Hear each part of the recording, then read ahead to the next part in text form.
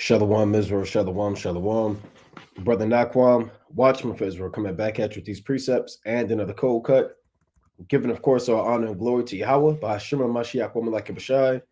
Double honors to the elect elders of the house of David that's been in this truth for decades and decades, patiently waiting and laboring for the second coming of our Lord Yahushai. A hearty, mighty Shalom to all of the mighty men of the Most High God who are out there on the highways and byways, pushing this truth, magnifying the ministry, presenting their bodies as a living sacrifice, and enduring all things for the elect's sake. Shalom, shalom.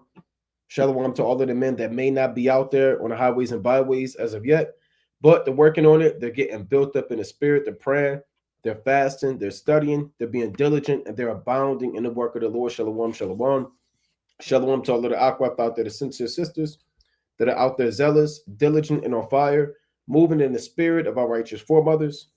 Shalom to the ancient men, shalom to the children, shalom to the elect of Israel scattered abroad throughout the four corners of the earth, and shalom to everybody tuning in live. Brother Azariah, shalom, King, Yaakov Israel, Yolanda Caesar, Don Israel to me, Quadan, Nakamaya, shalom, King, Nigel Blends, HBK, HBK Little Lit, Neff the Kingdom, Yeshayahu, Princess Erica, D. Rivers, and again, everybody else tuning in and that will tune in, Lord willing, right? The Black Horse and the Shocking Truth of Thanksgiving.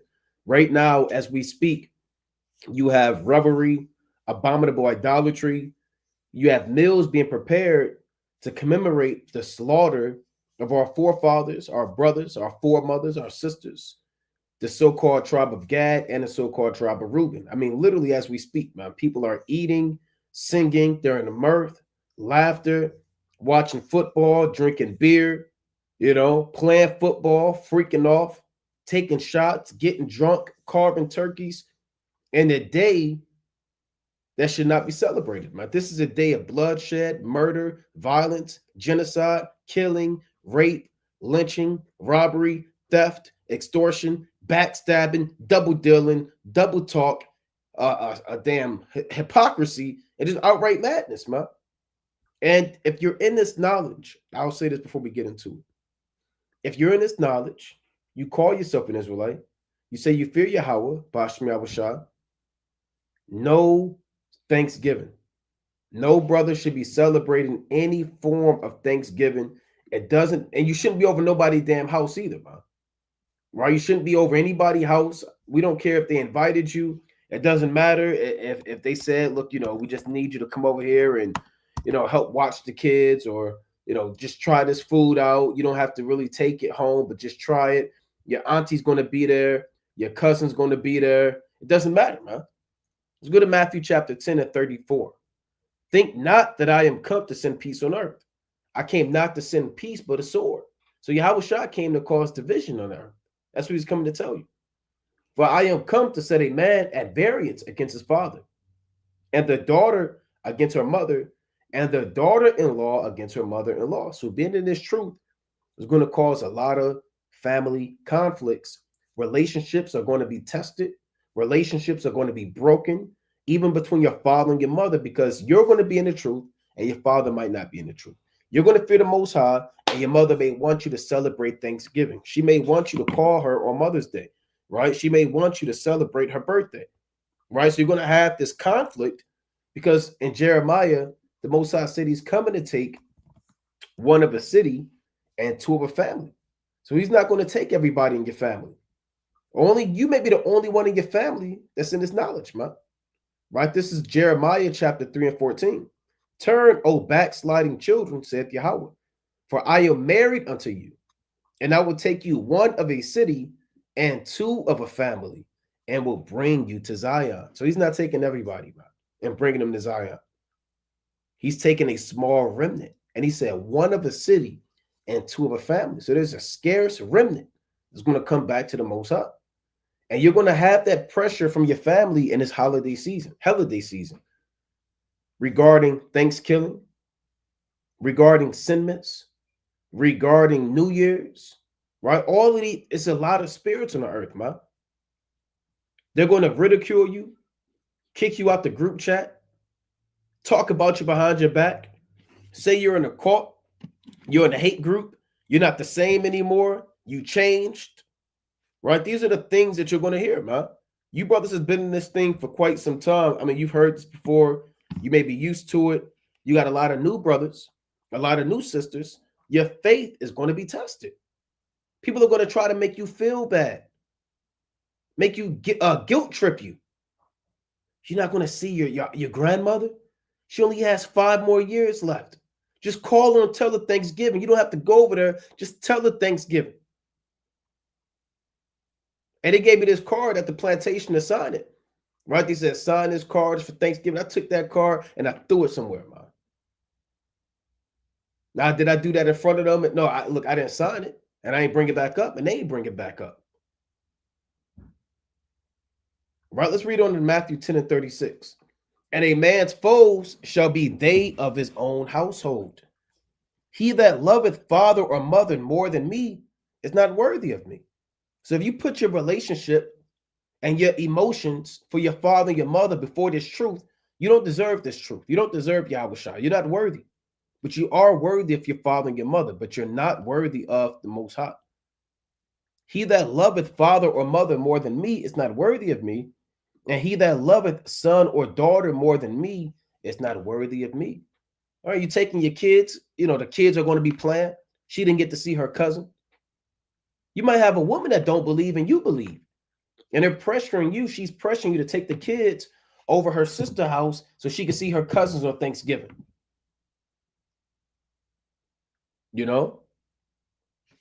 And he that taketh not his cross and followeth after me is not worthy of me. So you got to take up your cross, man. You have to bear the burdens. That's what it means. Even until death. You have to deal with the weight and the stress of this knowledge, the discipline of this truth, and you have to endure and follow Yahushua, man.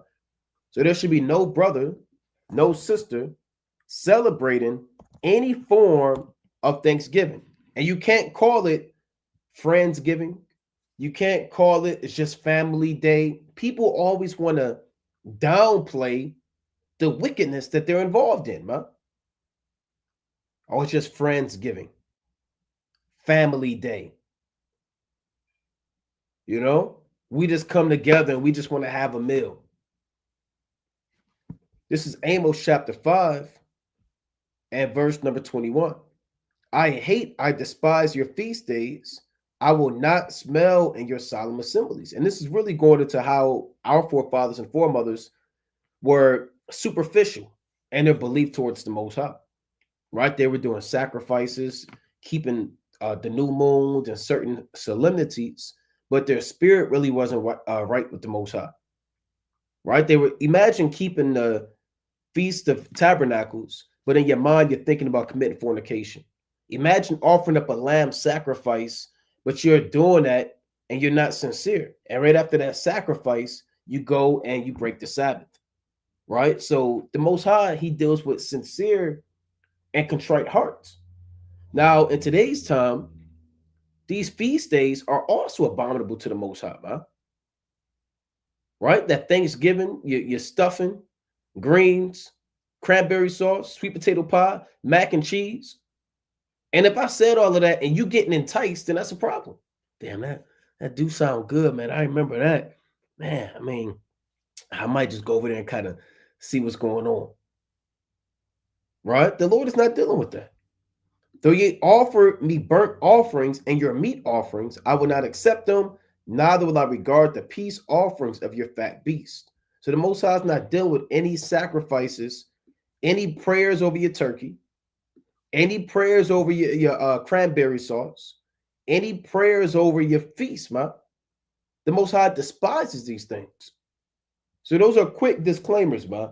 Every brother and sister has to learn how to put Yahweh Shem Shai before their emotions and before their family, man. Let's go to 1 Peter chapter 4 real quick. Right? We're going to dive into this history, the dark, horrific history of Thanksgiving, man. The dark, horrific history of Thanksgiving. First Peter, in the spiritual aspect of how the Most High allowed these devils to be set up over us and where that comes from, right? For everything that plays out on a physical level, it has already played out on a spiritual level beforehand. 1 Peter chapter 4 and 3. For the time past of our life may suffice us to have wrought the will of the Gentiles, when we walked in lasciviousness, excess of wine, reveling, banqueting, and abominable idolatries. So Thanksgiving should have been something you did when you were in the world, in a time past your life, before you were born again, before you were a new creature, when you wrought the will of the Gentiles, when we walked in lasciviousness. Lasciviousness is evil sexual lust. Then you have other forms of lust. People lust after the turkey. Who gets to carve it? People lust after who's preparing what meal. Who's going to host it this year? Who's on the grill? Who could drink the most beers? All of this is excess of wine, reveling, banqueting, and abominable idolatries. So the Lord said we used to do these things in time past. But now, when you come into the knowledge of Yahweh Bashmiel Shai, you have to put that on the back burner. No more banqueting, drunken feasts, and abominable idolatries. Celebrating Thanksgiving is an abominable idolatry. Eating of the food of Thanksgiving is an abominable idolatrous feast. 1 Peter chapter 4 and 4. Wherein they think it strange, they gave run out with them to the same excess of riot, speaking evil of you. So when you come into this truth, people are going to think that it's strange that you don't run with them and do the same things that you used to do. Like I said, they'll try to guilt trip you, make you feel bad, exile you, man, ban you from the family, blacklist you, remove you from group chats and stuff like that. And they're going to speak evil of you. Right? And we don't care what man speaks about us, man. We fear what the Most High speaks about us. And we're going to serve Yahweh Bashmiel Shai, whether man likes it or not, right? Whether your family likes it or not. So let's dive into this, right? Again, it's so-called Thanksgiving. It's Thanksgiving. It's full of murder, genocide, right? Wickedness, confusion, hypocrisy, deception. It's really a deceptive day. Thanksgiving is a national holiday celebrated on the fourth Thursday of November, with origins tied, check this out, to a 1621 harvest feast between pilgrims and the Wampanoag people.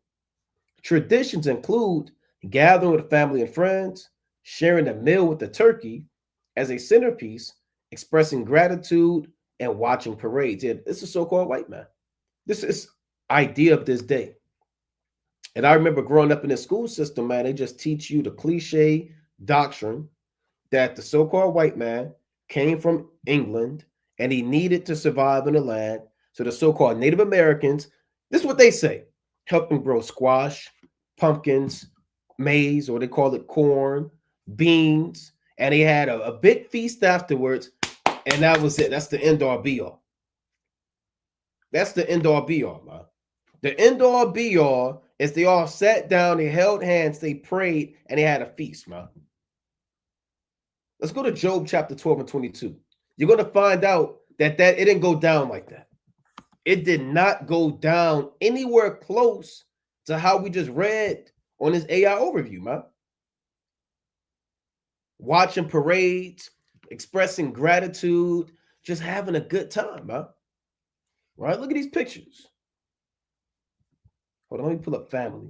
And you got Israelites. I'm going to tell you this, man. I can't remember the name of that demon, but he was celebrating Thanksgiving, man. And he called it Yahweh Shai Day. Right? Look at this.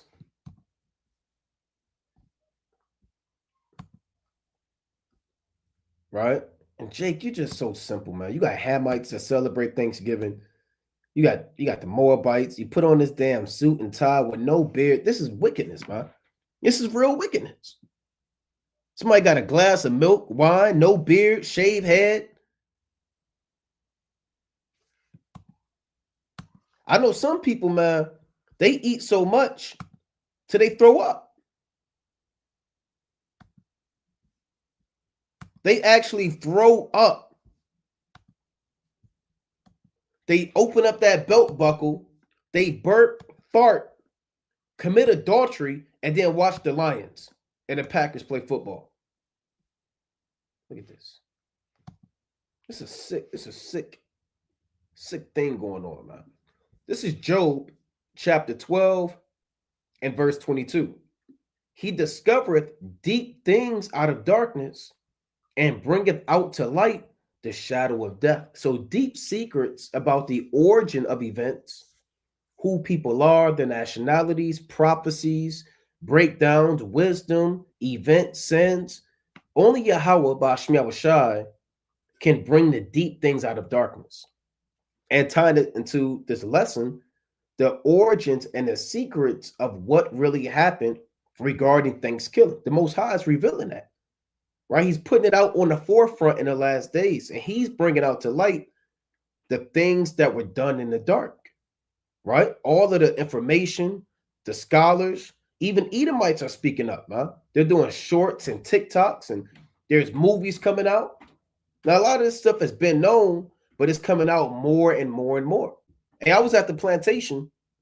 This is yesterday. I was at the plantation, and them Edomites in the back, they was talking about, they was leaving, right? They was getting ready to clock out, and they was talking about things, happy Thanksgiving, and, you know, X, Y, and Z. You got family coming over. What are you getting into? And there's one Edomite in the back. He's sitting in the way back, man. He says, he get the spirit hop on him, some spirit. I don't celebrate Thanksgiving. You want me to celebrate the slaughter of my people? Now, I don't know if he's an Israelite or not. I just stopped because I was confounded. I was listening. I'm like, he was cussing him out. Now he pure Edomite. He got a skull, tattoo and all of that, man. Now later in the conversation, he said he's Welsh, right? He's from Wales. His people are from Europe, but I don't know if he's an Edomite or not. A lot of them Edomites say they're from the Cherokee. He might be mad for no damn reason. I don't know. He might be a confused Edomite. I don't know. But he started cussing out them Edomites, man. It got kind of quiet. You think I'm gonna celebrate the murder of my people? So I don't know. And all them Edomites kind of got quiet. So the Most High got a spirit on the earth, man. Right? He got a spirit on the earth. Let's go to Isaiah 25. Right, this is the book of Isaiah, chapter 25 and verse 7. And he will destroy in this mountain the face of the covering cast over all people and the veil that is spread over all nations. And there is a veil spread over all nations, right? There's darkness. There's confusion. And the Most High is destroying in these kingdoms, or this kingdom, all of the lies that have been put forth for years and years and years, man. All of the deception, all of the wickedness, man. All of the hypocrisy. The Most High is revealing these things and these matters in the last days. So let's go into this, man. Now, one of the stark origins, let me actually pull this one up, of Thanksgiving revolves around two major so-called Native American tribes. Now, your so-called Native Americans that you're looking at on the screen, they are actually Israelites from the tribe of Gad, right? They are Gadites. Let's get that in Genesis 49 and 19. They are actually Israelites from the tribe of Gad. Right here it is in the prophecy. Gad, a troop shall overcome him, but he shall overcome at the last. So this is a prophecy in the latter days. Jacob called all of his sons together and told them what's going to happen to each and every one of them in the end of the world. And in the end of the world, it was told that the Gadites are going to be overran and overcome by the military of the so-called white man. That's the truth. The American military. And they were overcome. They were defeated.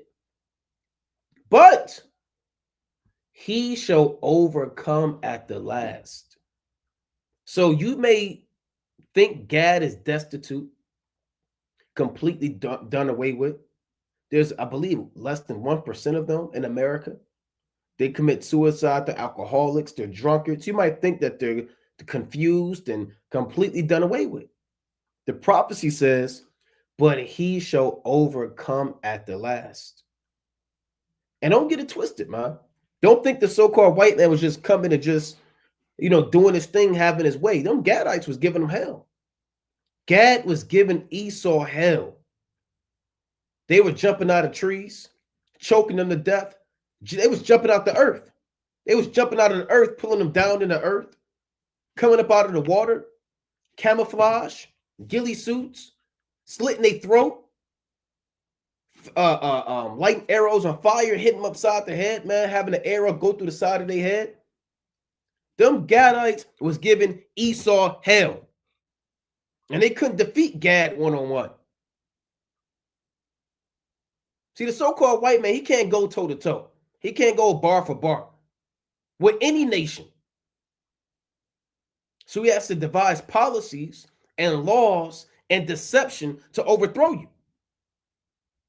He's always done that, man.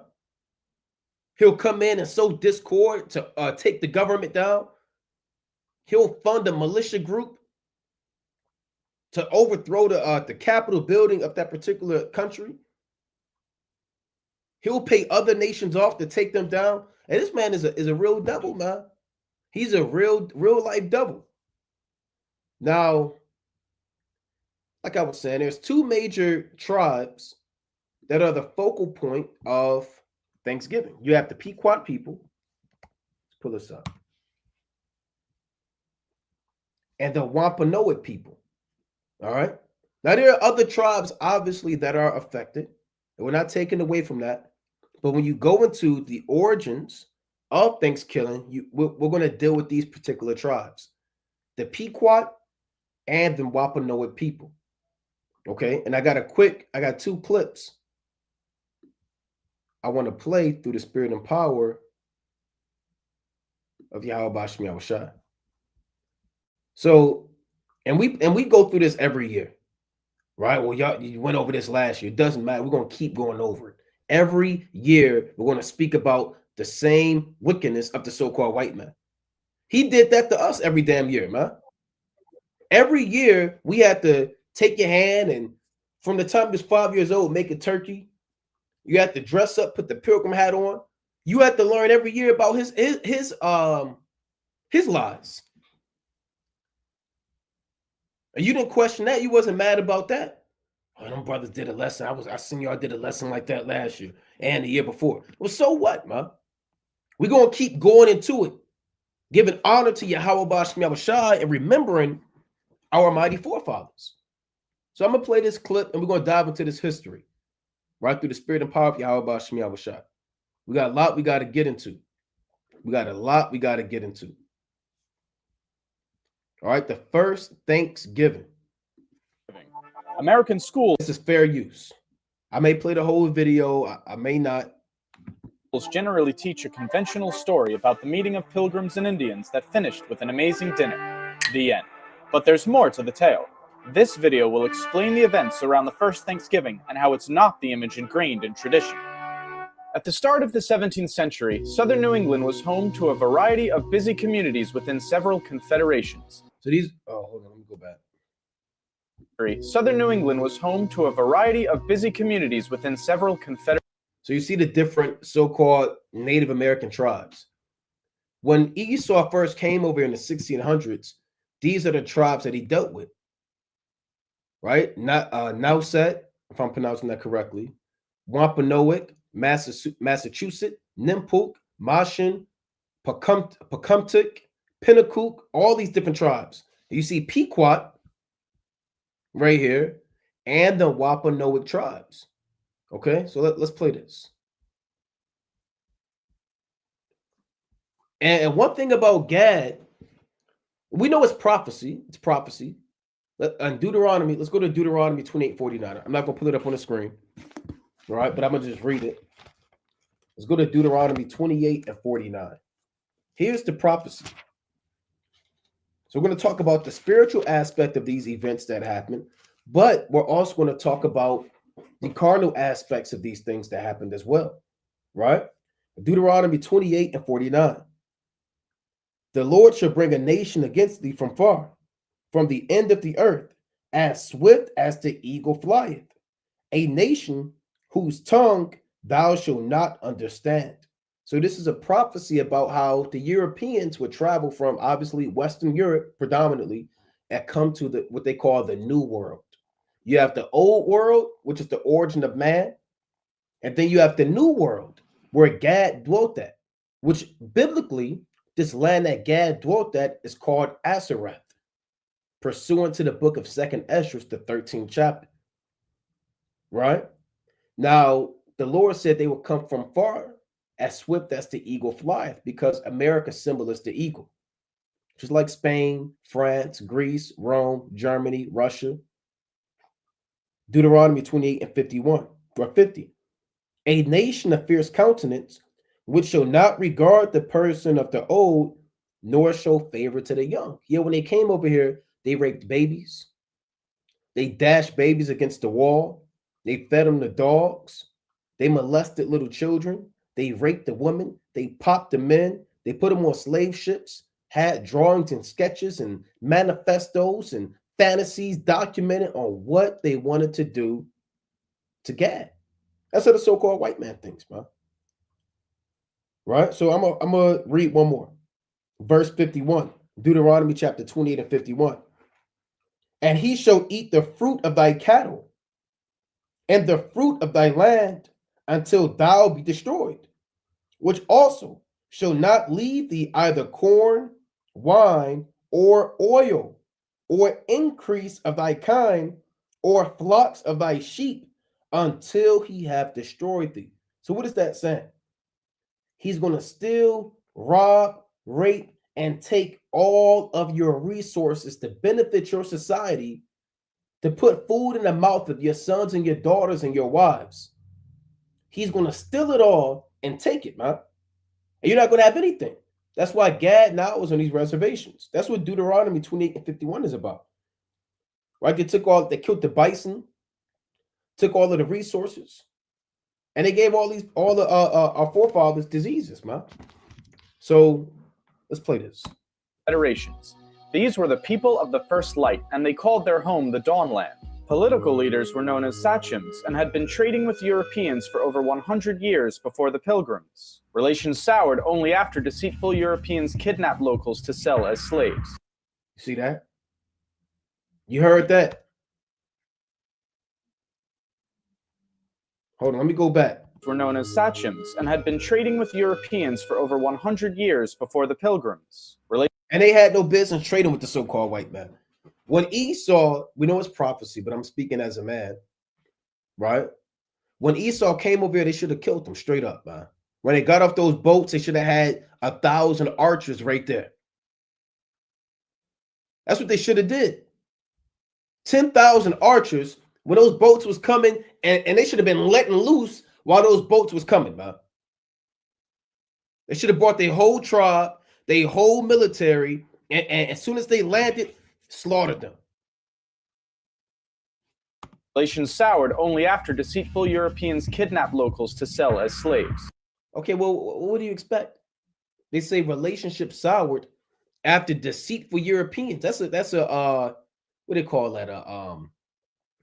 A deceitful European. It's a phrase they call it, but it's the same damn thing, man.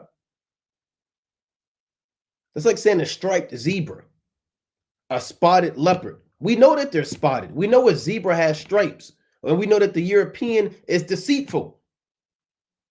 The deceitful European, as if there are Europeans that aren't deceitful. Every Edomite is deceitful. I don't care who says it. Well, some of the Edomites ain't our enemies. Some of them not deceitful. No, all of them are deceitful. Right? Let's go to Sirach chapter 12. Right? Let's go to Sirach chapter 12 and 10. Right? Nakamai said that could be an oxymoron. Right? I believe that's it. This is Sirach chapter 12 and 10. Never trust thine enemy. I'm going to read that again. Ecclesiasticus 12 and 10. Never trust thine enemy, for like as iron rusteth, so is his wickedness.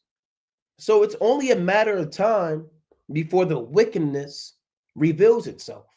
When you have rust and you leave it out, it's only a matter of time before that rust shows.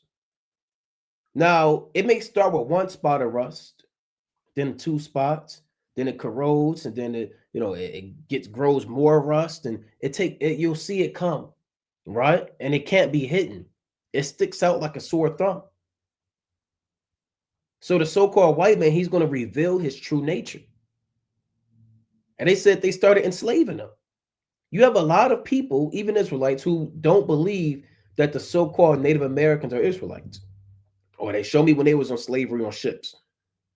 They were on ships and they were sent back to Europe, Western Europe, the Iberian Peninsula, Spain and Portugal. You know? Let's read on Sirach chapter 12 and verse 11.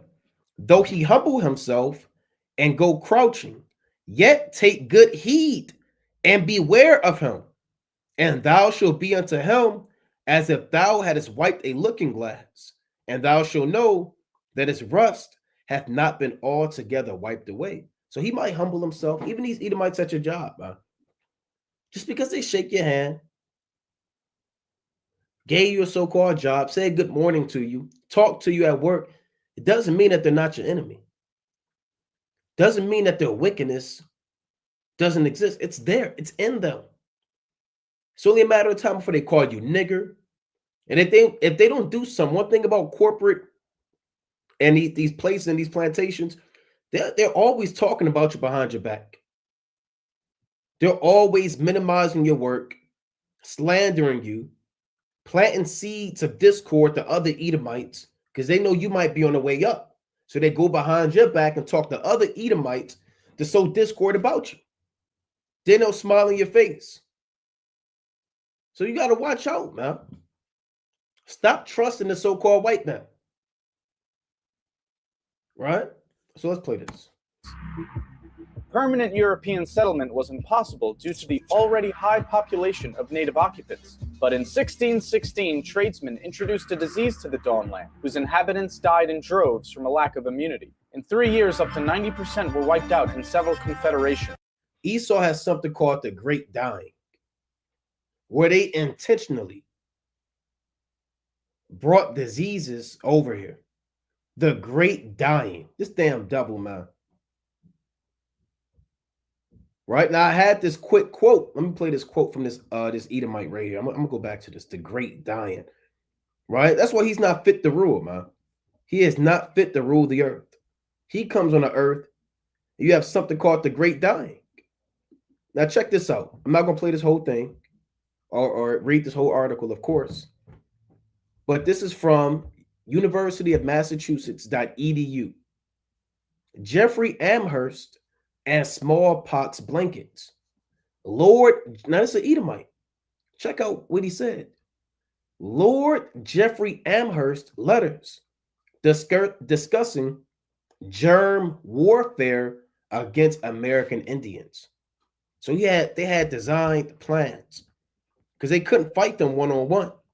So they said we need to destroy them through subtlety and through craft. Germ warfare. Biological warfare. So check this out. Let's see. See where I want to get into. I'm not going to read the whole thing. Bear with me. There's a quote. There's a quote that I wanted. Okay, here it is. Okay, smallpox blankets. And you can read this whole article on your own, right? It's umass.edu. And you can kind of dive into it. So check this out. Now a lot of this stuff that you look up now, like I was doing my preliminary research, and a lot of the stuff they say is not true. Fact checker said it never happened. It was a hoax. A lot of these devils, this is modern day iconoclasm, and they're destroying the truth all over again. So things that you can easily find a year ago, 2 years ago, you can't find it anymore because of the fact checkers and all of this hoax or misinformation. And if you want to find something, you got to go to page 7, right? Page 8. Okay, Okay, the screen not showing. Slocky. All right, let me pull this up. The water. All right. Let me play it. Go back to this. Okay, smallpox blankets. Despite the fame, Jeffrey Amherst's name became tarnished by stories of smallpox and infected blankets used as germ warfare against American Indians. These stories are reported, for example, in Carl Waldman's Atlas of the North American Indian. Waldman writes, in reference to a siege of Fort Pitt by Chief Pontiac's forces during the summer of 1763. Here's what he said in his book. Captain Simier Ekiyor had bought time by sending smallpox infected blankets and handkerchiefs to the Indians surrounding the fort. That's what their captains did, man. They were catching so much hell. See, this devil don't play fair, man. He knows that his recessive genes, his lack of intelligence, his lack of wisdom, his lack of might, he can't go toe-to-toe with us. So when he was getting killed off in his war, he needed more time to get reinforcements. So he said, what we can do is we can go deceitfully and give them blankets in the cold, but let's cough in the blankets, let's piss in the blankets, right? Let's heap up, hack up phlegm, rub it in the blankets, let it dry, fold it up, and give it to them. And people get, why is the so-called white man the devil? Well, maybe some of the Edomites aren't our enemies. Maybe some of the Edomites are good, or the Edomites can repent. They can't repent. Right? An early example of biological warfare, which started an epidemic among them, Amherst himself had encouraged this tactic in a letter to Ekiyor. So they encouraged this, man. Now, this is documented. This is not Negro conspiracy theories. This is in their books, the Atlas of the North American Indian, where Edomites came together collectively and encouraged biological warfare against the tribe of Gad, against the tribe of Reuben, and against all of the tribes, man. Right? And they sent letters. Right? They said this was the best way to control them.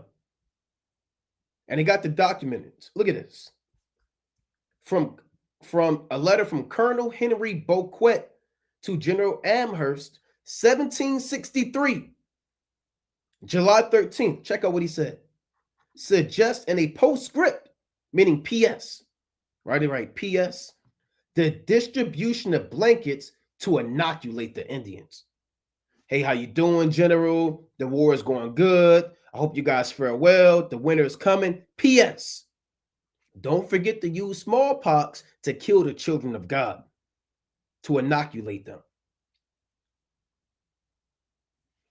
Right? So this is in their documents, man. Now look up what they also said. Now this is from in Henry, Francis Parkman, The Conspiracy of Pontiac and the Indian War after the Conquest of Canada. Refers to a postscript, that's that PS spirit, in an earlier letter from Amherst to Beauquet, wondering whether smallpox could not be spread among the Indians. They were wondering about this. Can we really kill them? Is it really going to work? Is it effective? We can't beat them man to man. We can't square up toe to toe. Can smallpox work? Could it, King David, Joshua, Judas Maccabees, our warrior general forefathers, they'll kill you toe to toe, man. You know, chop your head off. But only a coward. And there are other words that we can use, but there may be children watching, right? We want to be mindful of our language, but you understand what we're saying. These are cowards. Now, here's what they said. Could it not be contrived to send the smallpox among those disaffected tribes of the Indians?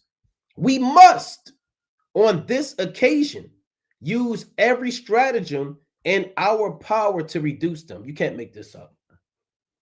These are their letters, their documents. We must use every strategy we can to kill the Israelites. We must do it. Let's go to Psalms chapter 141. Right? Let's go to Psalms chapter 141. Actually, I want 140. Salakia. We must do it, man. Now, again, this is what they're right behind the scenes. Psalms chapter 140 and verse 1. This is a prayer for protection against the wicked, right? That David had. Deliver me, O Lord, from the evil man. Preserve me from the violent man. Who's the evil man? Who's the violent man? The Edomites. Every Edomite. The one at your job, the one that bag your groceries, the one that check your receipt at Walmart, the World War II veteran, the Edomite next door. That's the violent man. That's the evil man. Which imagine mischief in their heart continually are they gathered together for war. So we see this. They imagine mischief in their hearts, man.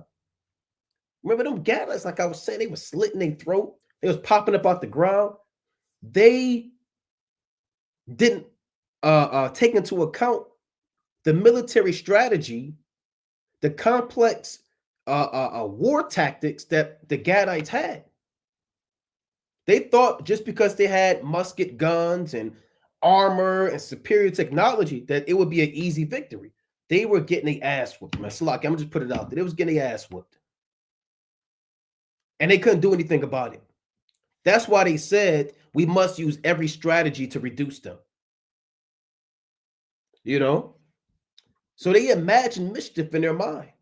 And they're always for war. Verse 3, Psalms chapter 140 and 3. They have sharpened their tongues like a serpent. Adder's poison is under their lips. Salah. So they're serpents. They speak with deceit. That's what this means. They sharpen their tongues like a serpent. Double tongue. Forked tongue. Gad will call them forked tongue. They say one thing, then they double back and say another thing. Right? That's what we're dealing with right now, man. This is your friendly neighborhood, so-called white man. Right? Your friendly neighborhood, so-called white man. Stop trusting these Edomites. Psalms 140 and 4. Keep me, O Yahweh, Ba'ashem Yahushai, from the hands of the wicked. Preserve me from the violent man who have proposed to overthrow my goings. And even right now, all right, what time is it? 1:24 East Coast time. Thanksgiving. They're still doing this. Instead of writing letters, they come together. They FaceTime. They text. They commune. They're on the phone right now. There are Edomites. You don't have to believe me. But there are Edomites on the phone in a meeting right now, somewhere in the land of the living, talking about how to destroy you further and further. They hate you so much, that's all they talk about. Esau, when these rich elite Edomites get together, they don't small talk. They don't talk about the weather. Did the Yankees win? Did you see that cat stuck in the tree? Right? They don't talk about that. They get together, and the first person say, well, how are we going to kill the Judites? He said, I don't know. Well, how are we going to kill the Benjamites? Well, I was thinking about killing these Reubenites. Right? They shake hands, and they get straight to business. Let's go to First Maccabees. Right? And I want to touch on the spiritual aspect of this as well. Before I get First Maccabees, let's go to Lamentations 5. This is Lamentations chapter 5 and verse number 1. Remember, O Yahweh, what is come upon us. Consider and behold our reproach. Our inheritance is turned to strangers, our houses to aliens. So our land, crops, vegetation, our children, it was turned over to the hand of these devils. And our houses to aliens. I got a video I'm going to play later on that shows the worst reservations that Gad lives in. I believe it's in South Dakota, and how Gad is living. When you watch that video, Gad takes them on the tour of the worst reservation and shows them meth houses that are boarded up. He said it's gunshots every night. You know what? Let's play it, man. I'm going to play a little of that now. Right? So, like, I'm going to play a little of that now through the spirit and power of Yahweh Shemi Awashai. Right? Bear with me. Where is this at?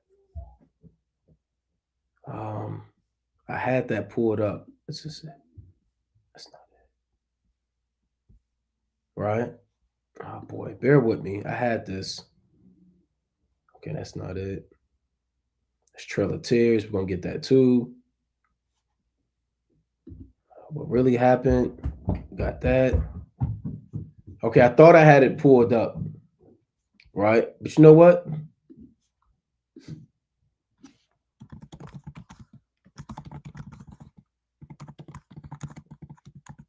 Right, let's see. Worst reservation. I thought I had it pulled up. So Salakia. See if I can find a clip.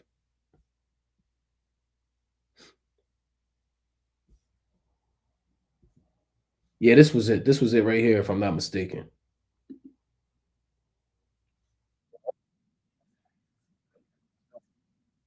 I believe this was it. So he takes them on a tour and shows them exactly what's going on. Right here, this is it. So let me play this. Then I'm gonna go back to the precepts in the lesson. We got a lot we got to get into, man. We got a lot we got to get into today through the spirit and power of Yahweh Shemi Awashai. So check this out.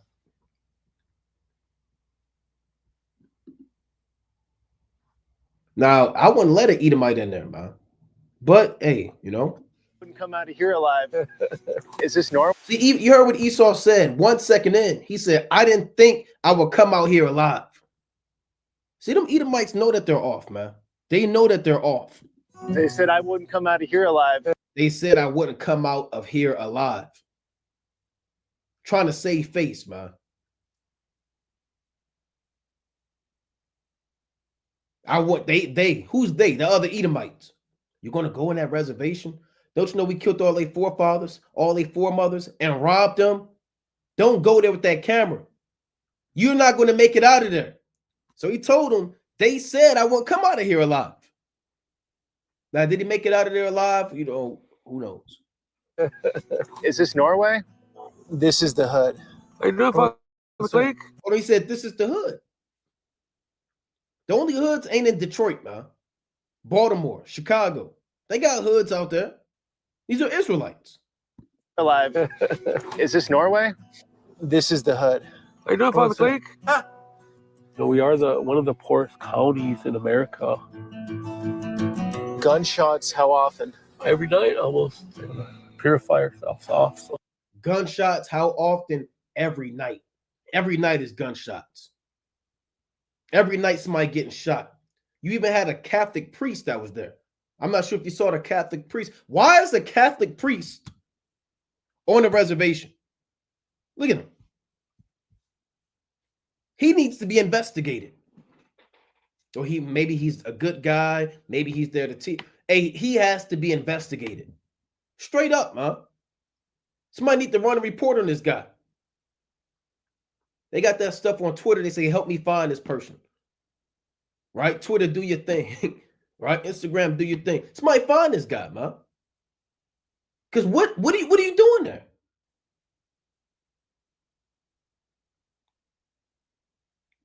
You have no business being there.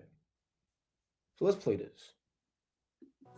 No, we are one of the poorest counties in America. Gunshots, how often? Every night, almost. Purify ourselves off so nothing follows us. They're going off. He said, purify yourself. He's rubbing himself with a stick so nothing follows us. And that's Gad's problem too. So you're too into folly and you're idolaters. A lot of these Gadites are idolaters, and this really is a result of our sins. This is a result of our transgressions. So the Lord raised up these devils over us because we're always into stuff like this, man. Idols and rub this over you, it'll purify you. And you're wondering why there's gunshots every night. You're wondering why there's meth labs in there. Why Esau, the Catholic priest, could just walk up and down your land, man. Let me go to Jeremiah. I'm not going to pull it up on the screen, right? But I'm going to just read this real quick. Let's go to Jeremiah. It's a damn shame. We got a lot we got to get into, man. Right? This Jeremiah chapter, I want 5. Jeremiah chapter 5 and verse number 3. Jeremiah 5 and 3. I'm going to read 3 and 4. It reads, O Yahweh, are not thine eyes upon the truth? Thou hast stricken them, but they have not grieved. Thou hast consumed them, but they have refused to receive correction. They have made their faces harder than a rock. They have refused to return. So the Lord has take everything from you. You would think you would turn back to the Most High. Jake, you turn to weed, right? You try to make your own way out, man. And you don't use the Most High. The Lord struck you and beat you down. You would think you would return back to him that smote you. Verse 4. Therefore I said, surely these are poor. They are foolish, for they know not the way of Yahweh, nor the judgment of their God. So that's our people, man. Poor, foolish, and they don't know the way of the Most High.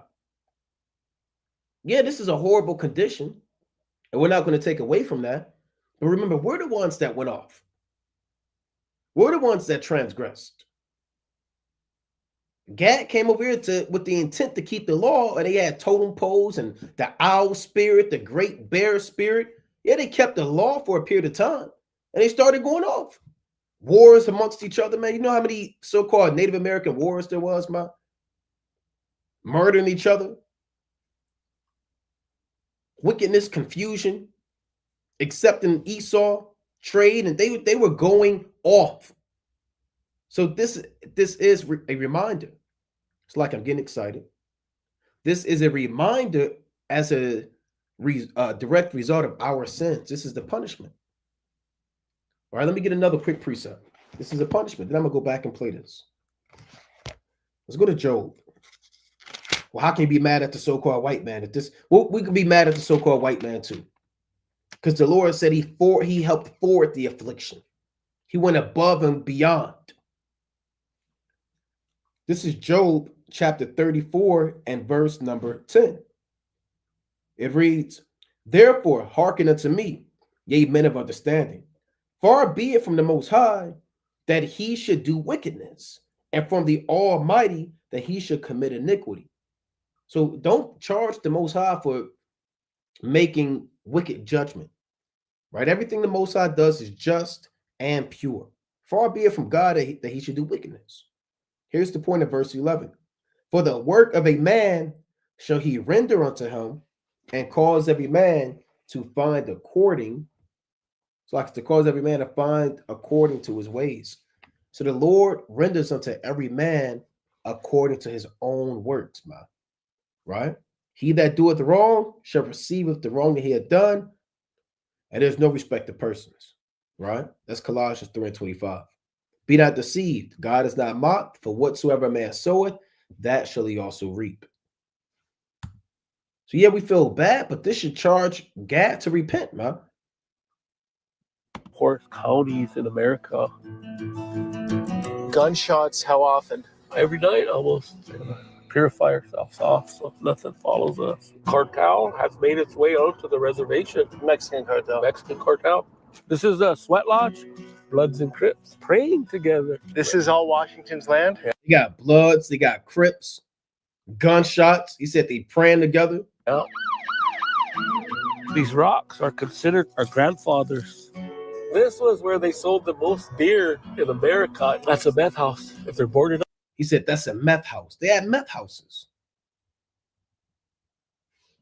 Up, they found meth in there. If we can begin to realize that our differences enrich us, then diversity is something good. Otherwise, diversity is just the walls that separate us. So again, you can watch the rest of this on your own and how they really living. He said it's gunshots every night, right? He said it's a meth house. They boarded up. You got Crips, you got Bloods, you got police sirens, you got. I mean, it looked bad out there, man.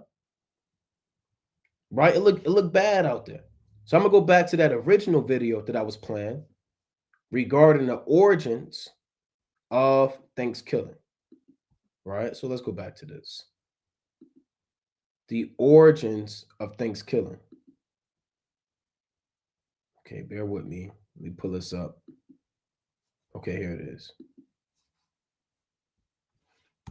The Great Dying. Damn devil. In 1616, tradesmen introduced a disease to the Dawnland, whose inhabitants died in droves from a lack of immunity. In 3 years, up to 90% were wiped out in several confederations, including the Wampanoag. Their head sachem, Massasoit, was aware of how close they were to being subjugated by their unafflicted enemy, the Narragansett. He was determined to save his people from such a fate. This was the political world the Pilgrims were about to enter. The Pilgrims were not called Pilgrims by their contemporaries. They were known as Separatists, a branch of the English Let me fast forward a little bit. War. And communal identity asked King Fish to pay off the debts to their cod was spotted, and 16 men were sent ashore to inspect the area. Unfortunately, the settlers didn't know how to fish, and food was running out. They resorted to stealing from graves, homes, and storage pits to keep everyone alive. Then came their first hostile encounter with natives, but no one was killed. On December 12th, they reached New Plymouth. They did not land on any specific rock, but folklore insists they did. Construction began in January. By winter's end, 44 settlers would be dead from bad conditions. In March, They couldn't make it, man. Esau a damn fool. Look at that. 44 settlers would be dead from bad conditions. A lack of shelter. Couldn't build nothing. Scurvy. Damn. In March, they were surprised when a man named Samoset walked into New Plymouth, greeting them in English. He told them they were building on top of a village called Patuxet, whose residents had all died from the recent epidemic. It belonged to the Wampanoag, and their chief, Massasoit, was watching them. The settlers were eager to trade, so 5 days later, Samoset returned with furs and companions, including Tisquanto. Known famously as Squanto, he had come to tell them in perfect English that Massasoit had arrived. After years of dealing with Englishmen, the sachem did not trust the newcomers. They ain't trust Esau, man. After years of dealing with Englishmen, they did not trust the Edomites. Edward Winslow was sent to be a hostage and declared the settlers' peaceful intentions. Satisfied, Massasoit walked into New Plymouth and was regally greeted by the governor. A peace treaty was created, ensuring mutual protection if attacked by enemies. With the help of Squanto, New Plymouth settlers began to fare better. He taught them how to grow crops and was absolutely vital as an interpreter.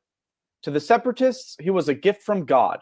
But in fact, Squanto had been kidnapped from Patuxet in 1614 and shipped to Spain to be sold into slavery. See that? See what happened to Squanto, man. Squanto got beat to death, damn near to death, and put on a slave ship and got sent to Spain and was forced to learn English. He ended up in London at the home of a merchant who taught him English and arranged for Squanto's return to the Dawnland in 1619. But Patuxet was now gone, wiped away by the epidemic. Massasoit took him in with suspicion because of his years abroad, but needed a translator to parley with the newcomers. He eventually sent his warrior Hobamok to live among the settlers and keep an eye on Squanto. By fall, the settlers had a bountiful harvest and a feast was held to celebrate. Massasoit showed up with 90 warriors and 5 deer for the meal. For 3 days, the English and Wampanoag ate and entertained one another. This was the famous first Thanksgiving children learn about in school. However, the word Thanksgiving would not have been used by these settlers to denote a harvest feast. For Puritans, a day of Thanksgiving was a day of fasting while giving thanks to God in prayer. But the story of Pilgrims and Indians does not end here. During New Plymouth's first year, Squanto had been up to something. Realizing his substantial power as the only English speaker of his people, he conceived a plan to overthrow Massasoit. He persuaded locals he could command the English to make war or peace at his will. Hobomok was suspicious of Squanto and warned Governor Bradford. Soon enough, they discovered Squanto's plot and informed Massasoit, who was furious. He demanded Squanto be handed over for a swift execution. Bradford refused. The interpreter was too valuable to give up. But according to the treaty, Squanto's life belonged in the hands of his sachem. Bradford finally conceded. He was about to hand over Squanto when an unidentified ship appeared. The alarm it caused delayed Bradford and worried Massasoit's envoys. Angered and impatient, they left. The ship carried 60 Englishmen planning to build a colony near Boston. They abused the Massachusetts locals, initiating a conspiracy to kill the colony near Boston. They abused the Look at Esau. Look at this devil. Right? But the so-called white man can make it, man. Yeah, he could, but he can make it. This madness. Massachusetts locals, initiating a conspiracy to kill the colonists. Warned about the plot, New Plymouth's leaders launched a preemptive strike to save their impudent countrymen. It bought peace for a time. In that time, more Puritan settlers arrived, soon outnumbering the natives. And while the Pilgrims' Treaty with Massasoit lasted until the sachem's death, other Puritans were not concerned with such alliances. Their fanatic religious principles ensured no peace between the two cultures could last. To Puritans, Native Americans were the other, wild, savage, godless. With such an ideology, the outcome was inevitable. If they did not convert to Christianity and surrender their cultural identity, they had to be eliminated. If you didn't convert to Christianity or conform to the beast, you had to be eliminated. Now that reminds me of Revelation, the 13th chapter, right? And whosoever, let me actually get it real quick. Let's go to Revelation chapter 13, right? If you didn't conform, you were out of there, man. Right? This is Revelation chapter 13 and verse number 15. And he had power to give life unto the image of the beast, that the image of the beast should both speak and cause that as many as would not worship the image of the beast should be killed. So the beast is the beast with two horns like a lamb, but speaks as a dragon. That's America, Babylon the Great. And the image of the beast is not really a physical image, but their system. And part of their system is their philosophies and their religions, their doctrines, right? They're essentially this modern day Roman Empire, right? So if you didn't conform to the Christianity, which is part of the beast, part of his system, for lack of better terms, then you were put to death during this time, right? You were put to death during this time. The first Thanksgiving was a brief moment of harmony between two worlds, but sadly it was short-lived. The capitalist opportunities the Dawnland presented, combined with zealous Capitalist meaning money. The so-called white man saw money and he took the kingdom and took it from Gad and Reuben. So there was no just great feast and it was the end all be all. There was more murders, more genocides, more killings, more lynchings, right? And more damn theft, man. Now I pulled this up. What diseases were brought to the New World? Because that's how they killed them off. Diseases brought to the New World by Europeans included smallpox, measles, influenza, that's the flu, typhus, and bubonic plague, which devastated indigenous populations due to lack of immunity.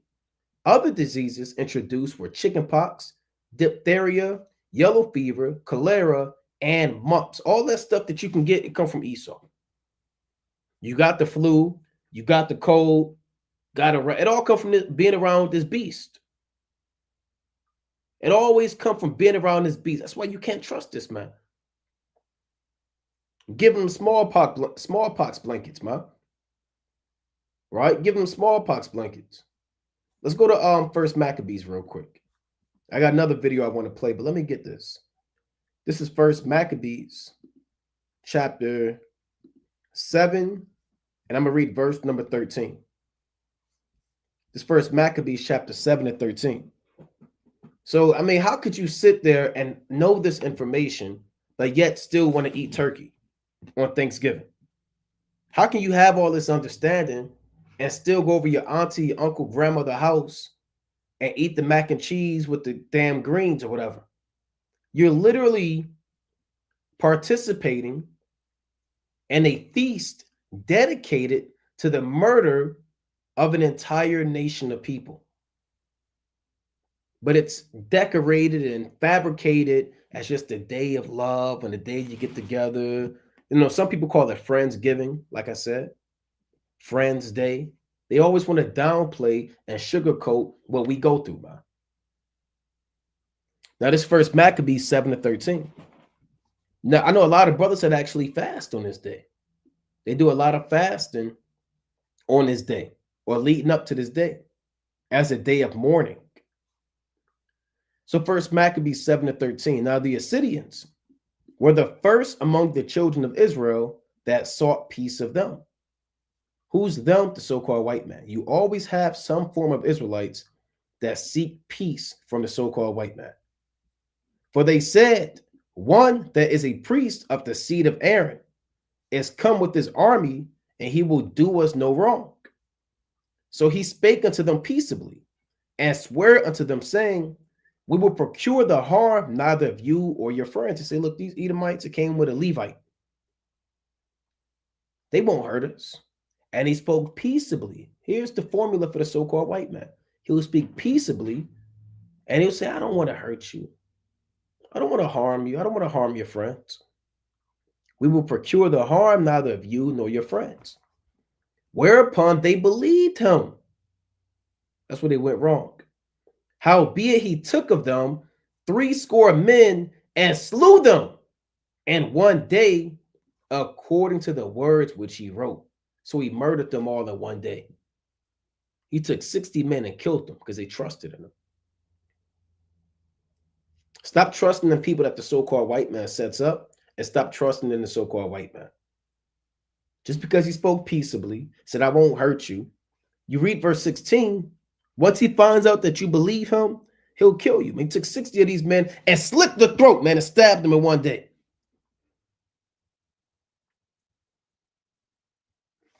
The flesh of thy, and here's what he wrote.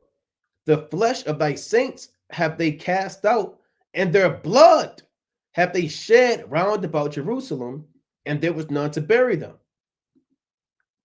Wherefore the fear and dread of them fell upon all the people, who said, there is neither truth nor righteousness in them.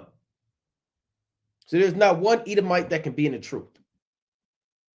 There's not one Edomite, they can't be in the truth. They're never godly. None of them are good. None of them can get right. They realize that. Who said there's neither truth nor righteousness in them. Why?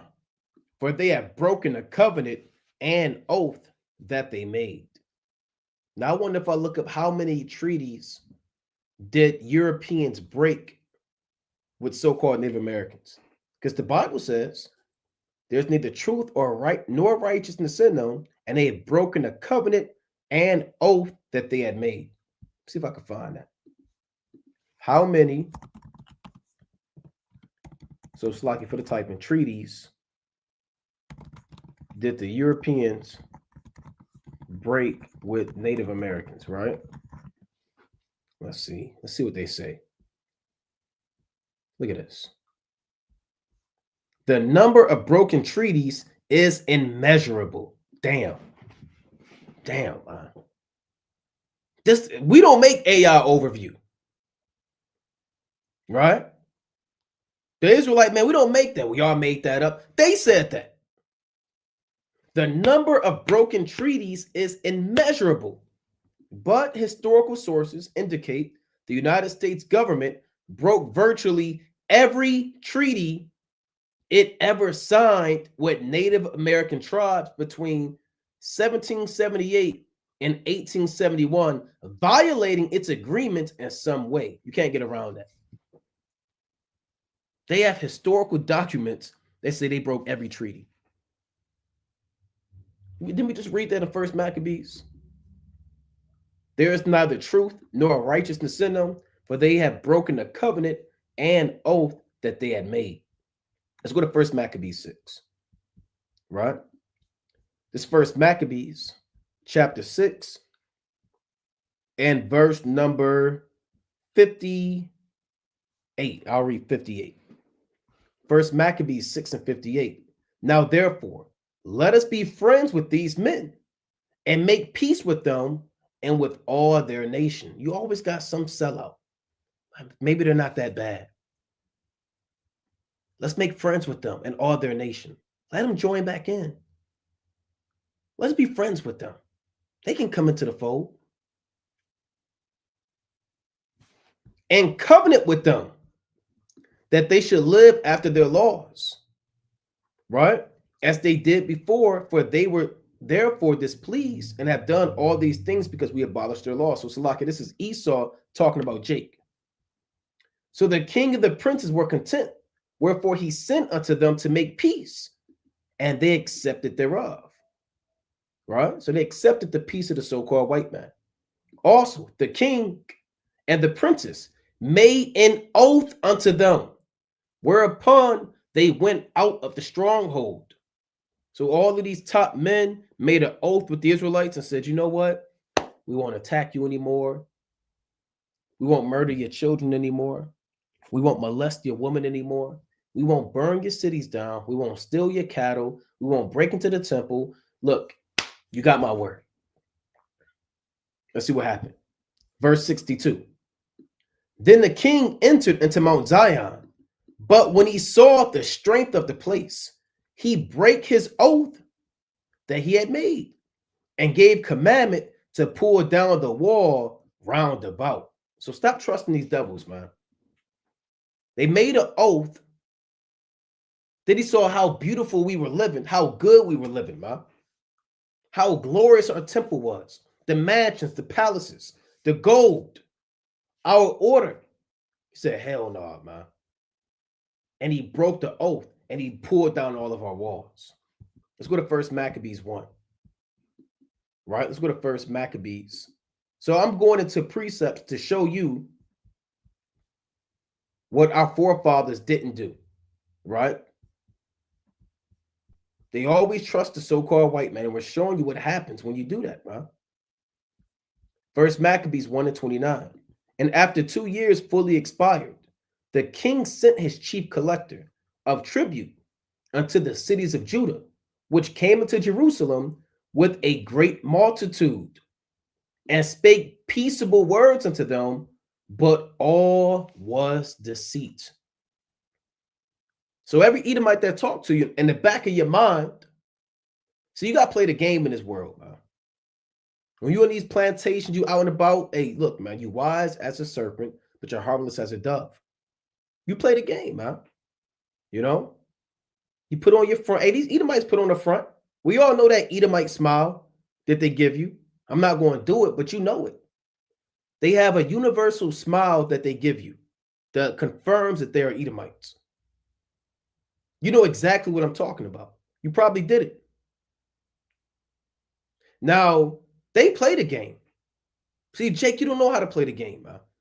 They'll do that smile and they'll go home at a dinner table eating God knows what. And they'll say, I saw a few niggers today, a few apes, a few gorillas. That one boy looked like he'd be a good slave. That's what they talk about. How can I get him fired? He knows too much. What can we do to oppress him or hold him back? So all was deceit, huh? For when they had given him credence, he fell suddenly upon a city and smote it very sore and destroyed much people of Israel. So that's what happens, man. You speak peaceful words with these devils. They're full of deceit, and then they'll destroy you suddenly. They'll break you down and destroy you suddenly. So here's the Pequot massacre. I'm going to play a little of this. Right? I may not play the whole thing, but I'm going to play a little of this through the spirit and power of Yahweh Hashem Yahushua. Right? Let's go into the Pequot massacre. Another quick video. So we did the Wampanoag, and you got the Pequot massacre. This is all fair use. So this is called the Pequot Massacre of 1637, the forgotten colonial atrocity. And after these massacres, when you go into the history, every victory over Gadites and Reubenites, Esau would have a feast, and that would be called the Thanksgiving feast. Right? It wasn't just a one-time event. It was every murder, every battle, every war of deception where they killed off the Gadite tribes. Once they annihilated that tribe, then they would hold a feast. And they would have wine and strong drink, and they would have little women that they would be raping, and little boys that they could freak off on, and people that they can eat if they wanted to eat them, and different things like that, man. Same thing they did when they would lynch us. They would have picnics. They would lay out the red and white blanket, bring the picnic basket, take out the peanut butter and jelly, the apples, the oranges, the cookies and chips, have a band. They'll have a whole performance, have a parade. Maybe a guy came in, he juggled, and then the main event before the sun was going down was the lynching of the Israelite. That was the main event. After the parade, after the juggling guy, after the guy that came and told jokes, the main event is the lynching of the Israelite. And if you were close enough, and if you was an Edomite with a good name, after the lynching, you get to skin them. They'll hand you the knife, and you get to flay the skin. You get to pick it out. Which one you want? The thigh, like you go to Popeyes. You want a dark meat? Okay, can I get 2 thighs? And can I get a side of fries? Okay, can I get the sauce with it? And so they would go up there. Can I get 2 thighs? You'll be given a knife. You don't have to believe me. You got people, well, I don't believe that. The so-called white man wouldn't do that. Anyways, they'll skin his leg off, and you get the skin off what part you want. Put it in the bag, and you take it home and fry it. They would, this is common knowledge now. You could look it up. How many skins were filleted off, or how many Israelites had their skins filleted during lynchings? How many were eaten and cooked? So they did that amongst the southern kingdom. You know they damn well did it with the northern kingdom. Imagine a quiet... They made couches, chairs, shoes, purses, hats out of your skin. Village engulfed in flames, screams piercing the night, and a massacre so... Imagine a quiet village engulfed in flames, screams piercing the night, and a massacre so brutal it shaped the dark foundation of a nation. Welcome to Evil Walks Amongst Us, where today we uncover the Pequot Massacre of 1637, a forgotten colonial atrocity that left hundreds dead and history stained with blood. In the early 17th century, the New World was a battleground of survival and ambition. The Pequot tribe, a powerful and proud Native American group in what is now Connecticut, had established themselves as skilled traders and warriors, controlling key territories along the Mystic River. Their strength made them both respected and feared by neighboring tribes and the newly arrived English colonists. These colonists, driven by a mix of religious zeal and economic greed, sought to... That sounds like the so-called white man. What drives him? Satan. His religious greed is Satan, right? They covered it up and they said, driven by religious greed. It was really demons, because the gods that he serves are devils. And he said by money. Satan and money, man. That's what drives the so-called white man. Satan and money. These colonists, driven by a mix of religious zeal and economic greed, sought to expand their settlements and secure valuable trade routes, particularly in beaver pelts, which were highly prized by European traders. The arrival of English colonists in the 1630s, however, brought an influx of settlers eager to claim land and establish permanent settlements. These colonists, driven by a mix of Puritan religious fervor and economic opportunism, viewed the Pequot as both a trading partner and a potential threat. Tensions brewed over disputed territories and trade disputes, with minor skirmishes erupting sporadically. The breaking point came in 1636, when a colonial trader, John Oldham, was found murdered on a trading vessel. Though the evidence was inconclusive, the English quickly pointed fingers at the Pequot. Well, hold on now. Hold on now. Oh, he was found murdered. Well, what happened?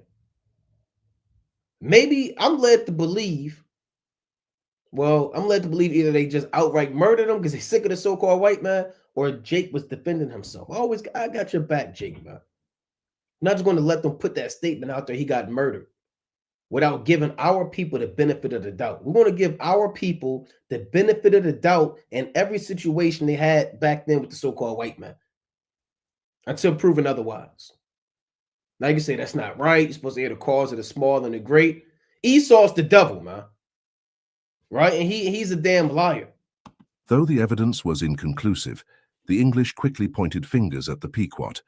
And the Lord said, he that is first in his own cause. You want the precept? The Lord said, he that is first in his own cause seemeth just, but his neighbor cometh and searcheth him out. Using the incident as a pretext to escalate hostilities. This led to a series of retaliatory raids, with both sides suffering losses, and set the stage for a violent confrontation that would leave an indelible mark on the region. The colonists, under the command of Captain John Mason. Look at this. Psalms 83, Psalm 64, Psalms chapter 2. These crafty counsels. They're not talking about how good the food was for dinner. They're conjuring up a plan to commit massive murder, a genocide, led by John Mason. Right? Led by John Mason. A military leader with a reputation for unyielding resolve began devising a plan to deliver a crushing blow to the Pequot, aiming to eliminate their resistance once and for all. On the night of May 26, 1637, under the cover of a moonless sky, colonial forces consisting of approximately 90 Englishmen and 200 Native American allies from the Narragansett and Mohegan tribes moved. Now, you had a lot of sellouts too, don't get me wrong. We do believe that you had a lot of sellout Gadites, because you're always going to have a sellout. No matter what, anytime the so-called white man comes on the scene, you're always going to have sellout Jakes. When you read 1st and 2nd Maccabees, you had Menelaus, Andronicus, Jason. You had Rhodicus. In the days of the Roman Empire, you had Herodians, Israelites who pledged their allegiance to King Herod and his military faction. Right? You had men that sided with Pompey. Even today, you're always going to have Gadites and Reubenites and Judites and Benjamites that join hand in hand with the so-called white man. And I'm gonna actually get a precept on that. Right? You can say, well, you say what you want to say, right? But the Bible says otherwise, man. We can't be simple. We have to remember that our people are sick too. We're sick. And we sell out our own people for anything, man. This 2nd Maccabees, chapter 4, and verse number 1. This Simon, right? This is concerning men that are trying to buy the priesthood, right? This Simon now, of whom we spake afore, having been a betrayer of the money and of his country, slandered Onias, as if he had terrified Heliodorus and been a worker of these evils. So when you read the 3rd chapter of 2nd Maccabees, you read about Heliodorus, who was sent to rob the temple. The Most High sent 2 death angels down to put their hands on him. So he fled out and left. When they asked him what happened, they said Onias did it. Who told him Onias did it? One of Onias' brothers, one of his own kinsfolk, Simon. He was a betrayer of the countrymen who slandered Onias and said Onias is the reason why that happened. Let's read on. Thus was he bold to call him a traitor that had deserved well of the city and tendered his own nation and was so zealous of the laws. So you had traitors back then. He called Onias a traitor. That was wicked, man. But when their hatred went so far that by one of Simon's faction murders were committed. So there was murdering people, man. You have Israelites that hated their own people. Let's go to I believe I want 2nd Maccabees. Let's get another quick precept. Then I'm gonna play the rest of this video. 2nd Maccabees, chapter 10 and verse number 20. Right? 2nd Maccabees 10 and 20. Now they that were with Simon, being led with covetousness, were persuaded for money, sold out, through certain of those that were in the castle, and took 70,000 drachms and let some of them escape. So you had Edomites paying off Israelites to let Edomites go free. That's confusion. But when it was told Maccabeus what was done, he called the governors of the people together and accused those men that they had sold their brethren for money and set their enemies free to fight against them. So he slew those that were found traitors. Let me read that again. Hey, our forefathers wasn't playing with you sellouts, man. You traitors. So he slew those that were found traitors and immediately took the 2 castles. So Judas Maccabees was slaying traitors back then, man. They were doing that. So yeah, you had Esau being the devil, but remember, you always had a lot of Gadite tribes that loved the so-called white man, and that doesn't surprise us at all, right? That is a fact. We agree to that.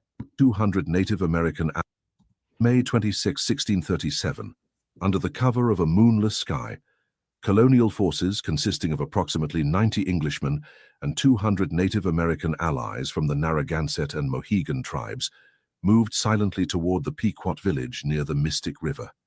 The village was a close-knit community, home to families who had gathered for a traditional celebration, unaware of the impending doom. The attackers, guided by local allies familiar with the terrain, surrounded the... Man, there's nothing worse than a sellout. A sellout is worse than the Edomite. A sellout coon Israelite, he's more dangerous than the Edomite. How do you think the Roman Empire took down our forefathers in 70 AD? It was by the mind and might of an Israelite, Tiberius Julius Alexander. He is the one that gave Titus the military ideas on how to take us down. You always have some Israelite involved. There's always some sellout involved. If it's not one, it's 2. You had Israelites saying, here's where they live at. To families who had gathered for a traditional celebration, unaware of the impending doom. The attackers, guided by local allies familiar with the terrain, surrounded the settlement, cutting off all escape routes with meticulous precision. As the first light of dawn crept over the horizon... Now that I think about it, Salakia, we often talk about Tulsa, Oklahoma, and the race riots, right? Maybe a Jake has something to do with that too, man. Now, I don't want to take away from the devil or the so-called white man, but Jake, you always involved in something, man. It's always a Jake involved. The colonists unleashed their plan, setting fire to the wooden wigwams and longhouses with torches and gunfire. The flames spread with terrifying speed, turning the village into a roaring inferno. Panic erupted as Pequot warriors scrambled to defend their homes, only to be met with relentless volleys of musket fire from the well-armed English. The colonial forces and their allies stormed the burning village, showing no mercy. Men were shot or stabbed as they emerged from the flames, while women and children were either burned alive inside their homes or cut down with swords and axes as they fled. And they were killing women and children with axes. With an axe, You hate to even imagine that. Women and children are running out. Esau's taking battle axes and throwing battle axes at children, running, calling, "Mommy, save me, save me. Help me, Mom." You know, kids are confused. They don't know what's going on. All they know is Mom. You know? They see their mother's dead. You're checking on their mother. Even if a child's mother dies, that child gonna stay next to that mother. They're gonna push that mother, right? Are you up? They're gonna try to open their eyelids, man. Mom, Mom. Then here come Esau with an axe and chop his damn head off. Let's go to Job chapter 20 real quick, man. You damn devils, man. Right? Let's go to Job chapter 20 with an axe. Right? Let's go to Job 20 and 19. Quick precept. Right? Now, this is all affliction. This is judgment. Right? This goes back to the black horse as well. Right? Spirits of judgment and affliction. But I want to get this in Job chapter 20 and verse number 19. Job chapter 20 and 19. Because he hath oppressed and hath forsaken the poor, because he hath violently taken away an house which he builded not. So he violently took away this land. He didn't build this land, man. The Bible tells you the actions of the Edomites when they came to this side of the world, and that they wouldn't play fair, and they wouldn't do things in an upright manner.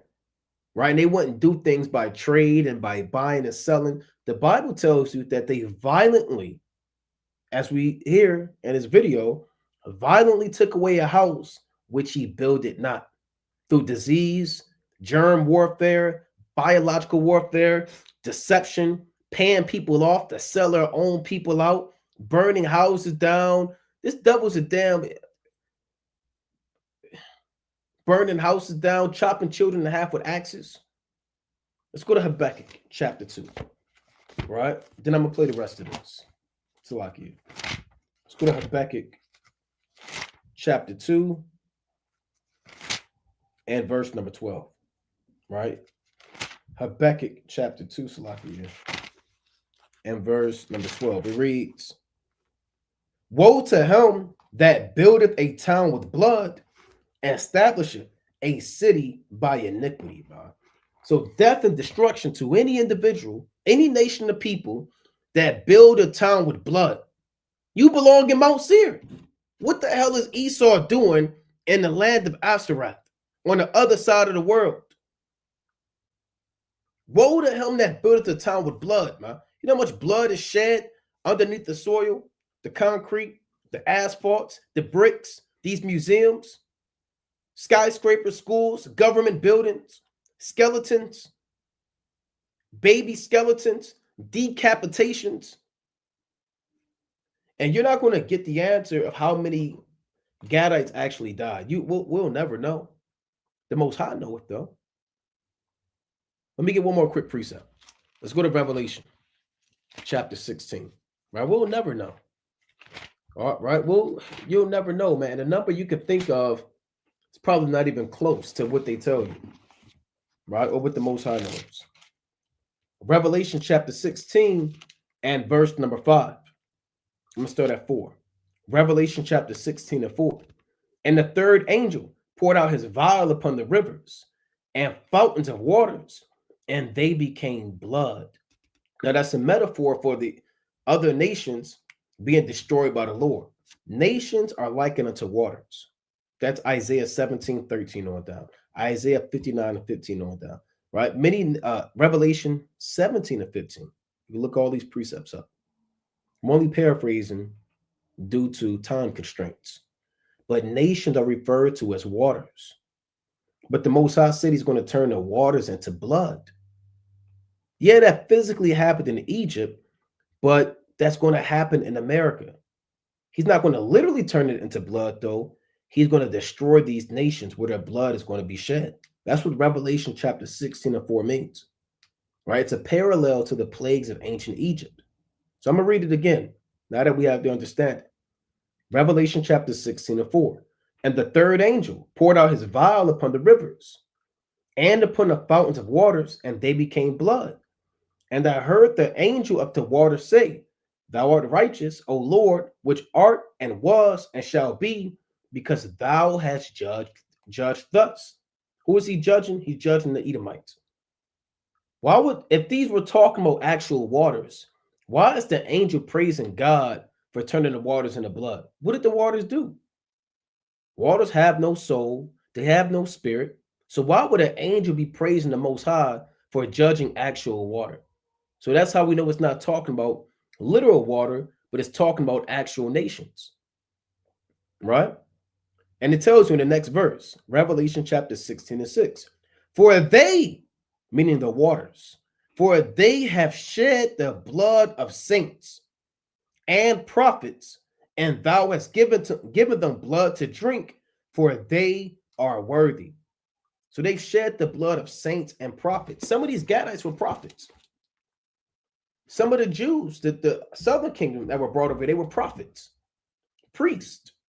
Daniel was a prophet. He was brought into captivity. Jeremiah was a prophet. He was brought into captivity. You think everybody who brought over here were just damn shoemakers, man? Even in that book, Babylon to Timbuktu, it tells you that mathematicians were brought over here, bankers, revenue agents, goldsmiths, blacksmiths, doctors, you know, scientists, prophets, kings. You know, all of us were brought over here and our blood was shed.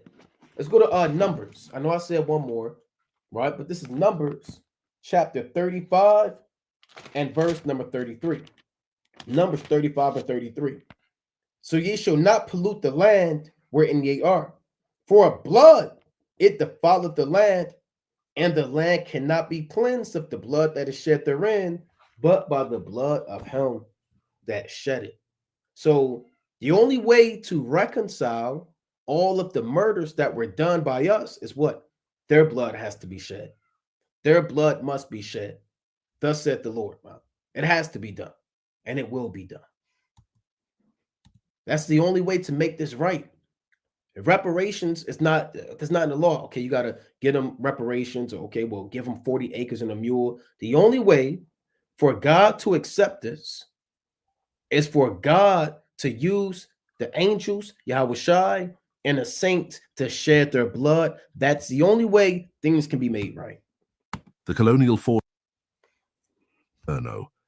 panic erupted as Pequot warriors scrambled to defend their homes, only to be met with relentless volleys of musket fire from the well-armed English. The colonial forces and their allies stormed the burning village, showing no mercy. Men were shot or stabbed as they emerged from the flames, while women and children were either burned alive inside their homes or cut down with swords and axes as they fled. The air was thick with the stench of burning flesh and the sounds of anguished cries, creating a scene of unimaginable horror. Estimates of the death toll vary widely due to the chaos and lack of accurate records, but historians suggest between 400 and 700 Pequot perished that day. 400 to 700. You're just throwing numbers out there. Who's sitting there recording? Okay, that's one. Okay, two. First of all, they said there's no moon out there. It's complete darkness. They don't know how many maybe it was 1 million. 500,000. We'll say 500,000. It's pitch black. And you want to throw 400 out there, man? 400 to 700. Now you can say, well, Naquam, how do you know you wasn't there? Well, I wasn't there, but I know he's a liar. That much I do know, and you can't take that away from any of us. We know that he's a damn liar, especially with numbers. The earth is 4.6 billion years old, and this happened 10,000 years ago. 6 million so-called Jews died, right, in World War II, and 400 Pequot. We know he's a liar, and he fabricates with numbers. Records, but historians suggest between 400 and 700 Pequot perished that day, including non-combatants who had no chance to escape. Survivors were dragged from the wreckage, with some executed on the spot, others taken as prisoners, and many sold into slavery in the West Indies. Many were sold into slavery in the West Indies. Deuteronomy 28 and 68. Right? Sold to the Caribbean, Jamaica, St. Lucia, Hispaniola. Others taken as prisoners, and many sold into slavery in the West Indies or given to the Narragansett and Mohegan as spoils of war. The attack was so savage that even some of the Native American allies who had joined the assault expecting a standard battle were reportedly shocked and protested the slaughter of women and children. You see that? You see that? That's what that. See that? You heard what he said. Check that out again. He said these devils were so savage that even the sellouts were disgusted at his acts, man.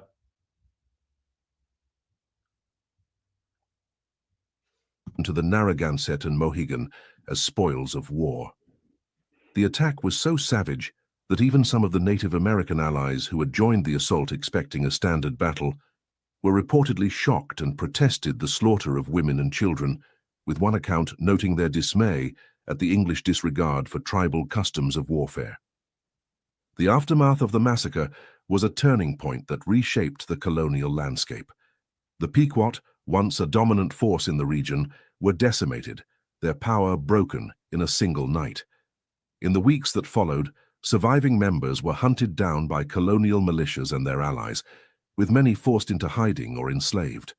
The English declared a decisive victory, using the massacre to justify further expansion into Pequot lands, which were quickly resettled by colonists and renamed to erase the tribe's presence. The event also had a profound ripple effect, emboldening the English to adopt more aggressive policies against other Native American groups, leading to a series of conflicts that defined the colonial era. The survivors who were not killed or enslaved were absorbed into other tribes under strict oversight, their cultural identity suppressed. Historians continue to debate the nature of the event, with some labeling it an early act of genocide, due to its intent to eradicate the Pequot as a people. It is a genocide. Right? It's not questionable. It's not up for debate. Everything's not up for debate, man. While others argue it was a brutal but typical outcome of colonial warfare driven by economic and territorial motives. The massacre faded from mainstream historical narratives, overshadowed by later wars like the American Revolution, but its legacy endures in the oral histories of Native communities and in the sparse, often biased accounts left by the English. That's the Pequot Massacre of 1637, a brutal stain on history brought to life for you. If you enjoyed this dive into the past, hit that like. So and this was all done and led by Captain John Mason. So let me go into this real quick concerning Captain John Mason, this damn devil, man. Right? He was one of those Edomites that we want in slavery, man. Right? Definitely want this devil in slavery. John Mason, right, was an English-born. He's the one that led that attack that we just watched on that YouTube video. It was led by John Mason. He was the mastermind behind the genocide. So he was an English-born settler, soldier, commander, and deputy governor of the Connecticut colony. Mason was best known for leading a group of Puritan settlers and Indian allies on a combined attack on a Pequot fort in an event known as the Mystic Massacre.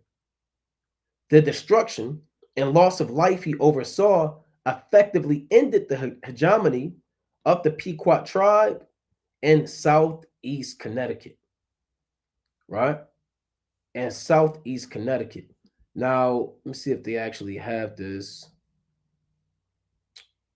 Bear with me. Let me go to the next. All right, so he's the one that led this. Now, let me see if they have this on here. So, Slocky, bear with me. So they don't go into Thanksgiving on this one, right? Let's pull this up. Again, it's a Mystic Massacre, right? They had a feast after this.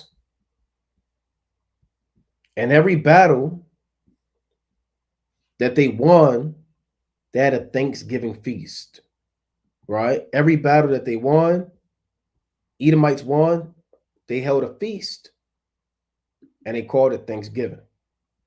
All right, here's another quick article. I'm not going to read the whole thing. The Dark History of Thanksgiving.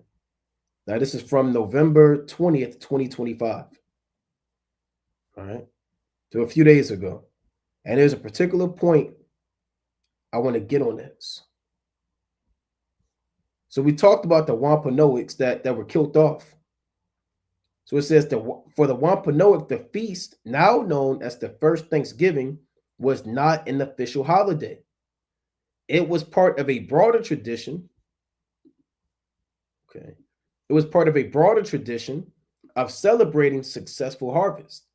Indeed, the event likely included food, music, and games, but it was not the harmonious symbol of unity that later myths would suggest.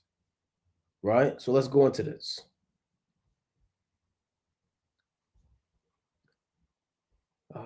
Bear with me. Here's the myth. Our annual tradition began with the first Thanksgiving in 1621. That's the myth, right? Here's the truth. This was a one-time event, never to be repeated. Thanksgiving wasn't an annual tradition until 1863, when Lincoln declared it a national holiday. Now, on the same day he declared Thanksgiving a national holiday, he also lynched some of the Sioux. Let's see, Abraham Lincoln Thanksgiving lynching. Let's pull this up. Now they say he didn't order it. See, at first it was easy to find it, right? Now they say he didn't order it. Well, let's pull it up, man. Right? Let's see. It used to be easy to find all this information. Now it's hard to find. They're taking you down rabbit holes and fact checks and all this madness, man. So let me go down. This is from the True Dark History of Thanksgiving. So I want to jump down. Okay, here it is. The formation of Thanksgiving as an official United States holiday did not begin until November 1863 during the Civil War. President Abraham Lincoln officially established the holiday as a way to improve relations between the northern and southern states, as well as the U.S. and tribal nations. Just a year prior, check this out, a mass execution took place of Dakota tribal members. Corrupt federal agents kept the Dakota Sioux from receiving food and provisions. Finally, at the brink of death from starvation, members of the tribe fought back, resulting in the Dakota War of 1863. Why is that called a war? Why is that called a war? If you kidnap somebody and you're raping her, if you break into somebody's house, right? I mean, think about this, man. You're eating up all their food, they don't have any food. You lock them in a basement, they don't have any bed. You're raping their children, they can't see their children. You're popping their woman, they don't have any woman. And they start to fight back. You say, now we're at war. That's not a war. Everything's not a war with in the mind of the so-called white man, it's a war. And he uses that word to justify his wickedness, as if there's a mutual conflict. No, somebody's trying to survive. You took all of their food, all of their men, all of their women. They muster up the strength to fight back. Oh, this is a war. I don't know the right word to use right now, but I know damn sure it's not a war. Because they were on the brink of starvation. You know? And nobody declared war on anybody. You have to declare war. That's part of the American government. You go to Congress, you declare war, they could deny it, X, Y, and Z. The minute somebody start fighting back, it's a war. The minute you speak out against the wickedness of the so-called white man, it's hate speech. The minute you go into all of his lies and illuministic rituals and demonic works, it's misinformation. These are the tactics of this damn serpent. I'm going to read that again. Finally, at the brink of death from starvation, at the brink of death, man, members of the tribe fought back, resulting in the Dakota War of 1862. Yeah, I still can't wrap my mind around how that's a war, right? Based off of how it started. In the end, President Lincoln ordered 38 Dakota men to die from the hanging. And he felt that Thanksgiving offered an opportunity to bridge the hard feelings. Wow. Amongst the natives and the federal government. You hear that, man? See that? You see that? They starved them out, murdered them, destroyed them, killed 38 of their top men, and said, you know what? Let's, kind of went too far. Let's have a day called Thanksgiving. Let's kind of bridge these hard feelings. Let's kind of make this right. Salakia. Oops. My bad. It kind of went too far. Let's bridge the hard feelings. Right? So this is nothing but a wicked day. When it was declared a federal holiday, it was still rooted in deception and wickedness, man. It was still rooted in deception and wickedness and violence, man. Let's go to Proverbs chapter 23. Right? Let's go to Proverbs chapter 23 and verse number 10. Right? Proverbs chapter 23 and 10. It reads, remove not the old landmark and enter not into the fields of the fatherless. So the minute that they came over here and started violating the natural borders and boundaries of the tribes, they went off. Landmarks were actual stones, right, that were used to determine the boundary of one man's land, where one man's land ended and another man's land began. Once you remove that landmark, nobody knows where the boundaries are, and it causes confusion. So if you take that landmark and move it closer to that man's house, that means you take some of his land. So this double, he removes landmarks and boundaries. And he steals and he robs.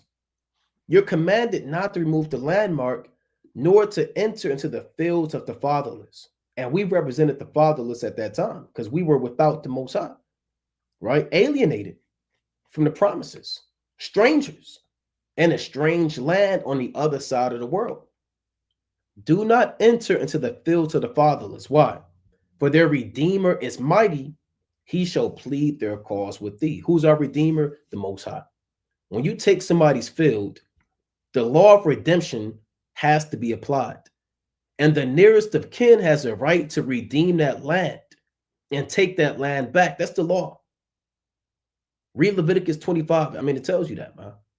The nearest of kin has the God-given right to redeem that land. So our Redeemer is mighty. He's going to plead this cause, man. All of the things that we're going over that we're discussing, the Most High, he's going to avenge us. Right? Now, ultimately, all this was judgment.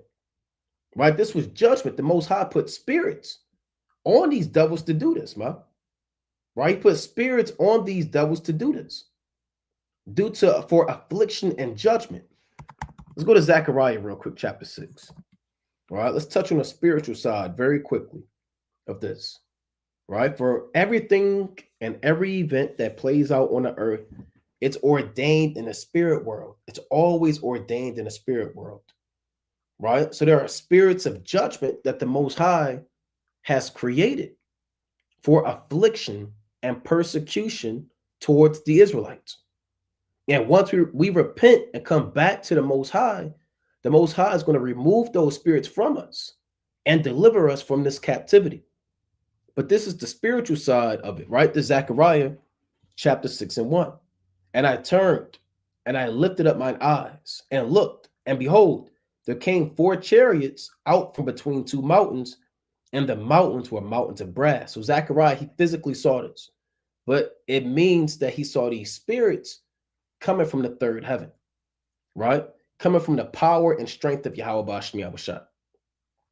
Verse 2, and the first chariot were red horses, and then the second chariot, black horses.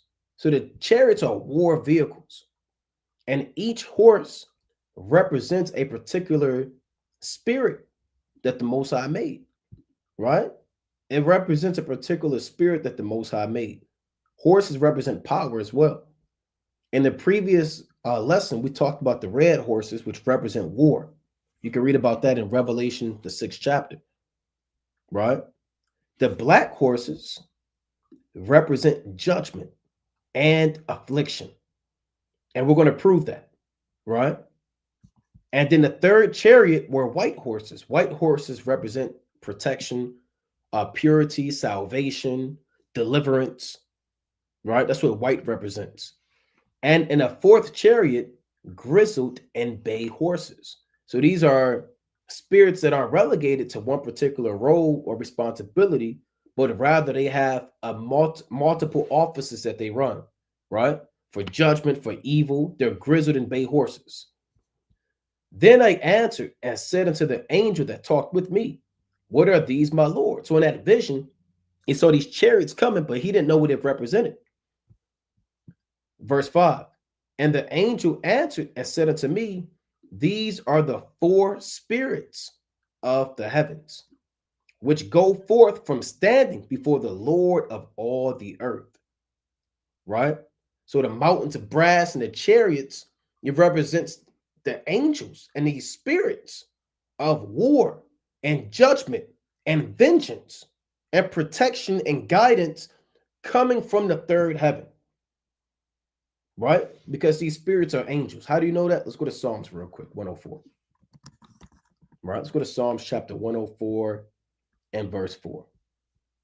Let's read it. It reads, who maketh his angels spirits, his ministers a flaming fire. So the angels are spirits. But in Zechariah 6, they're being called horses and chariots because horses represent power and chariots represent war. Because angels are soldiers, right?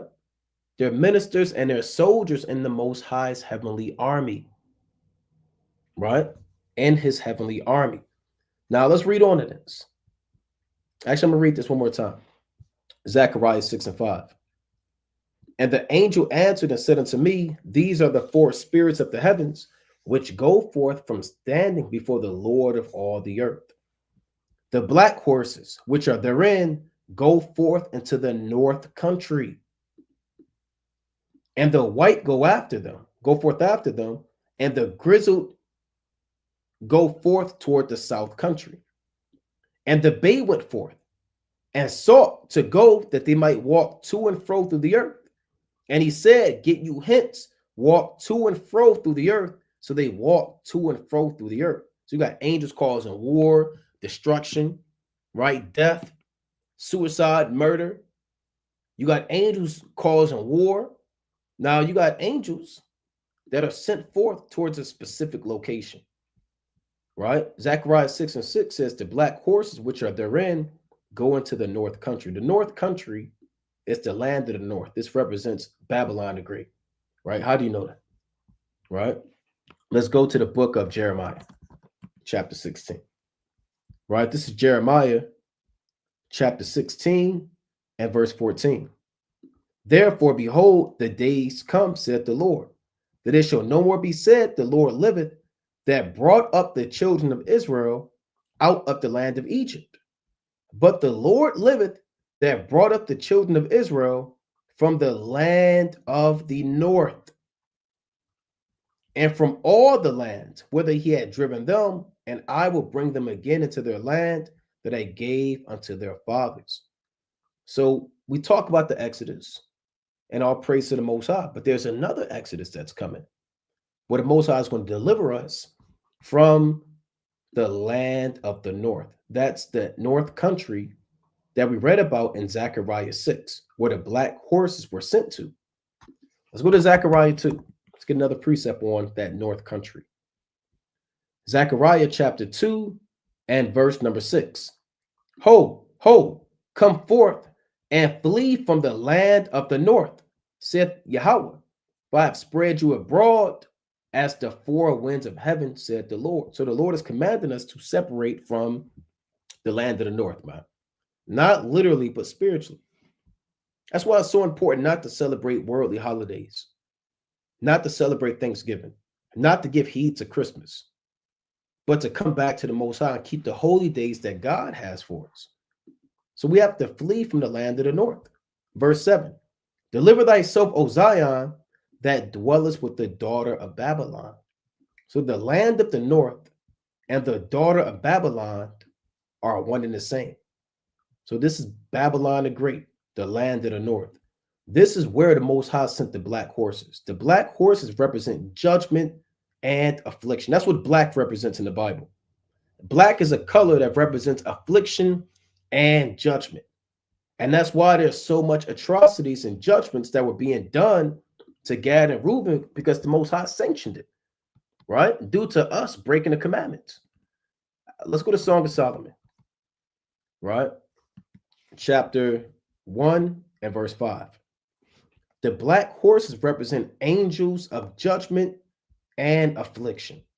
So those were the spirits that were working, right? When Esau was brought, when he came over here, he was being influenced by those spirits that were sent over. There's a principality, right? And powers over here that the Most High is working on these Edomites and these nations for our affliction and persecution because we broke the commandments. That's why the black horses were sent toward the north country, right? Because it was prophesied that we would be brought over here. This is Song of Solomon, chapter 1 and verse 6, or 1 and 5. I am black, but comely, O ye daughters of Jerusalem, as the tents of Kedar, as the curtains of Solomon. Look not upon me, because I am black, because the sun hath looked upon me. Yeah, you can apply this on a physical level. We get darker when the sun goes out, but this is really talking about us being afflicted. The true meaning behind this verse is us being judged, us being persecuted for breaking the commandments. Look not upon me, because I am black, because the sun hath looked upon me. The sun represents affliction. We're going to prove that. My mother's children were angry with me, meaning the other nations. They made me the keeper of the vineyards, right? We were put in captivity to build up their kingdom. But my own vineyard have I not kept, because we're destitute. We can't keep our own vineyard and plant seeds of righteousness and bring forth fruit that's profitable, because we're in captivity. And the vineyard of the other nations being afflicted by the sun. So let's prove that the sun represents that affliction and persecution. Let's go to Mark, the 4th chapter, right? Quick precept. Mark chapter 4 and verse number 5. And some fell on stony ground, where it had not much earth. And immediately it sprang up, because it had no depth of earth. But when the sun was up, it was scorched. And because it had no root, it withered away. So some people come into the truth, and they're not rooted in the truth. So when that sun arises, they wither away. Now, this is a parable, an illustrated story to teach practical events in our lives. So this sun being up that scorches the seed represents what? Here's the meaning of the parable, what the sun represents. St. Mark chapter 4 and verse number 16. And these are they likewise, which are sown on stony ground, who, when they have heard the word, immediately receive it with gladness, and have no root within themselves, and so endure but for a time. Now here's the sun coming up. Afterward, when affliction or persecution ariseth for the word's sake, immediately they are offended. So Yahweh Shai, in his infinite wisdom, used affliction and persecution. He used the word sun. When a sun arises, so the sun smiting you represents affliction and persecution. That's why Song of Solomon said, I am black but comely. And we were afflicted because we were working in the vineyard. We were in captivity. We're being persecuted in slavery. So black represents affliction or persecution or judgment, because we're only black because of the sun, right? It's a little bit deep, right? We're going into some, some metaphors. So hopefully brothers are still with me, but this isn't anything that we haven't covered before, right? Let's go to Psalms chapter 121. Psalms chapter 121 and verse number 5. The Lord is thy keeper. The Lord is thy shade upon thy right hand. The sun shall not smite thee by day, nor the moon by night. So the sun smiting you is what? Being afflicted, being persecuted. The sun can't literally smite you, but it's all a metaphor. The Bible is full of metaphors. When you get smitten by the sun, you become black. But when you're under the shade of the Most High, the sun won't get to you because you're protected by the Most High. You're protected from persecution. You're being watched over by the Heavenly Father. Once you leave that protection and shade of God, you're going to be afflicted and persecuted by the other nations and by these spirits. The Lord shall preserve thee from all evil. He shall preserve thy soul. So these black horses in Zechariah 6, they were sent toward the north country. Those are spirits of judgment and affliction, right? And persecution and evil. That's what we have to, we have to go into these lessons and why this happened, but we have to go into the spiritual side too, right? The Most High has spirits of judgment on us, man, because we broke the commandments, because we went off. That's why you have National Day of Mourning, right? You have hardships on reservations. You have gunshots. You have all manner of confusion going on, man. You got the day after Thanksgiving, Black Friday, right? Which I'm not really going to go into because I'm running out of time. But we all know about Black Friday, man. See, black is always associated with affliction or evil. Look at this Black Friday, man. This was the day right after Thanksgiving where Israelites were sold at discounted prices.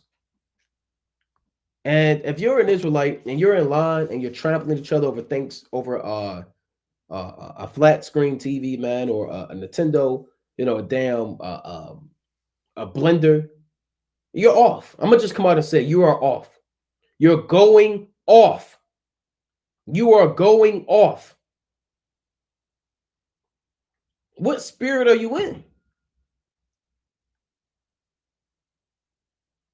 Now, it's not a sin to buy anything, but you in line, you in that Black Friday spirit, you people Thanksgiving, you trampling each other, you knocking each other down. You're going off, man.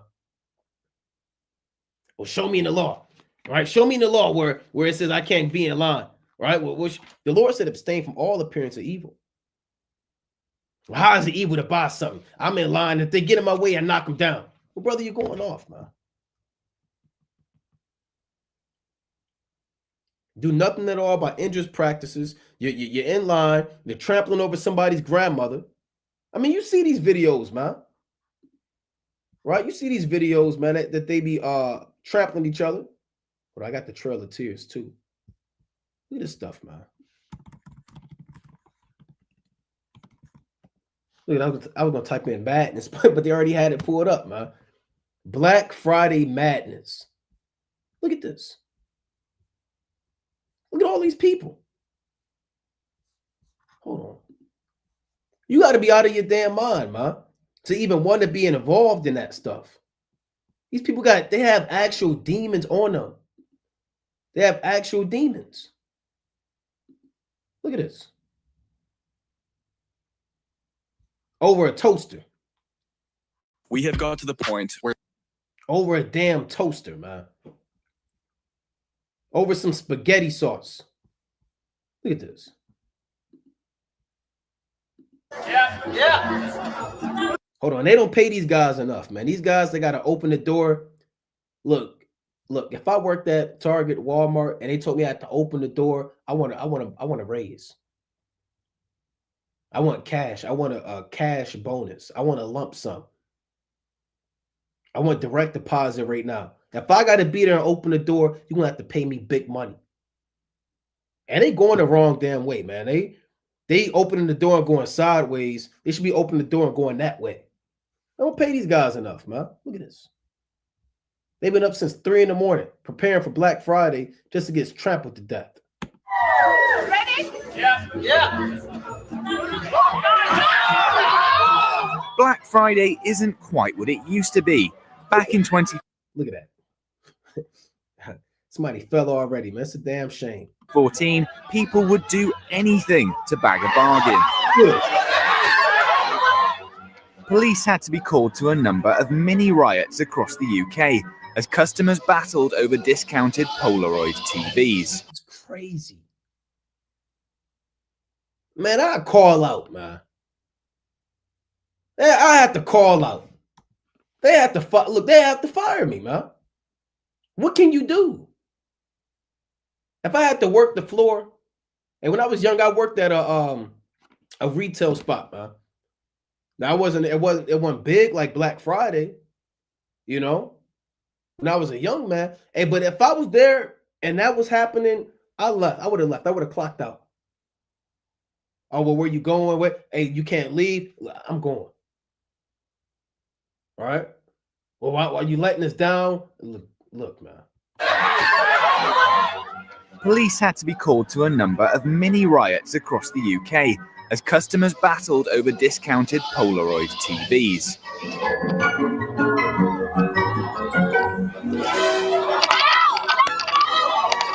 Staff in supermarkets were powerless to prevent the frenzy.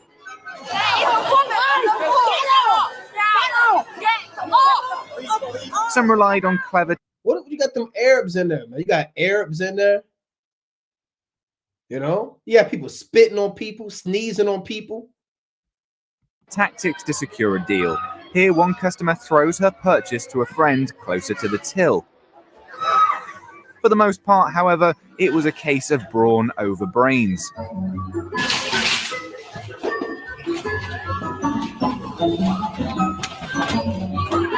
Even the police struggled to detach determined shoppers. So that's this place, man. You know, so you can't get caught up in this madness, man. You can't get caught up in this madness. You can't get caught up in this confusion. You can't get caught up in this Black Friday. I'm gonna play this quick thing about the Trail of Tears. Right? Can't get caught up in this stuff, man. Right? So here's the Trail of Tears. Going back to Gad. Between 1830 and 1850, approximately 100,000 Native Americans were forced to abandon their ancestral homelands in the southeastern United States and relocate to Indian Territory in present-day Oklahoma. The relocation, known as the Trail of Tears, was a result of the Indian Removal Act of 1830, signed into law by President Andrew Jackson. The Cherokee Nation challenged the act in court, but their efforts were unsuccessful. As a result, the Cherokee and other tribes were forcibly removed from their homes and marched westward on foot, with thousands dying from disease, hunger, and exposure along the way. The Trail of Tears was a devastating and tragic event in American history, forever altering the lives of Native American tribes and their descendants. Today, it serves as a reminder of the destructive effects of forced assimilation on indigenous people. You see that, man? Right? Hundreds of thousands. Hundreds of thousands. Let me get another quick precept real quick, man. Right? Hundreds of thousands forcibly displaced, man. Right? Displaced. And that's why you devils got to go, man. Let's go to Obadiah. Right? We're going to go to Obadiah. We're going to read Obadiah verse 15. Right? You got to go, man. Right? You got to go. You've done nothing but murder. I mean, your track record is not right. Right? Your spirit ain't right. All you did was deceive, rape, rob, and destroy. It's Obadiah verse 10. For thy violence against thy brother Jacob, shame shall cover thee, and thou shalt be cut off forever. All of the genocides, man, the experiments, biological warfare, Trail of Tears, the rapes, the robbery, the molestations, the murders, Even how Gad is living now.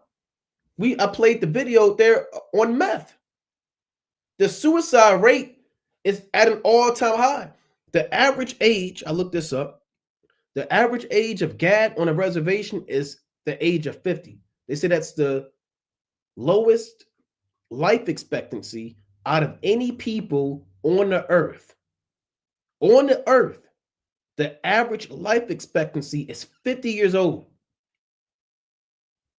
due to the harsh living conditions of the Gadites and the Reubenites. Shame shall cover thee, and thou shalt be cut off forever. And the day that thou stoodest on the other side, and the day that strangers carried away captive his forces, and foreigners entered into his gates, and cast lots upon Jerusalem, even thou was as one of them. Why? Because remember, when the Babylonians took down Israel around 586 BC, guess who was there? Guess who was right there?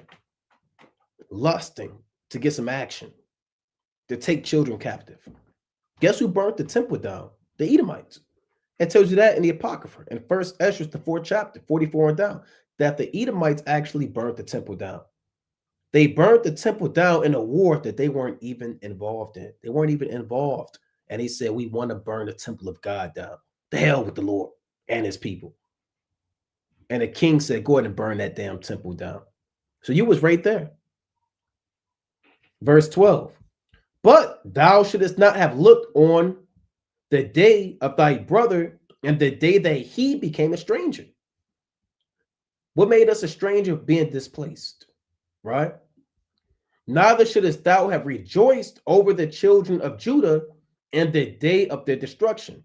Neither shouldest thou have spoken proudly in the day of distress. Thou shouldest not have entered into the gate of my people and the day of their calamity.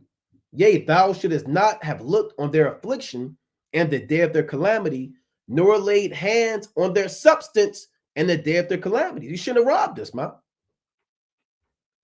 Like brothers always say, where's the menorah at? Where's the table of showbread? Where's the tabernacle?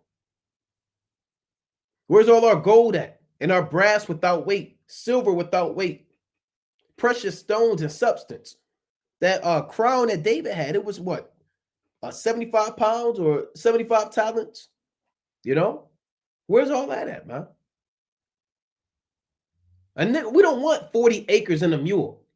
You think we want 40 acres on this GMO infested, sodomite, murderous, wicked soil, no nutrient land, America, man?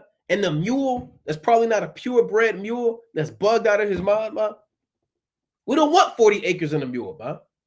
We want bloodshed. We want vengeance. We want retribution. And we want our substance back, man.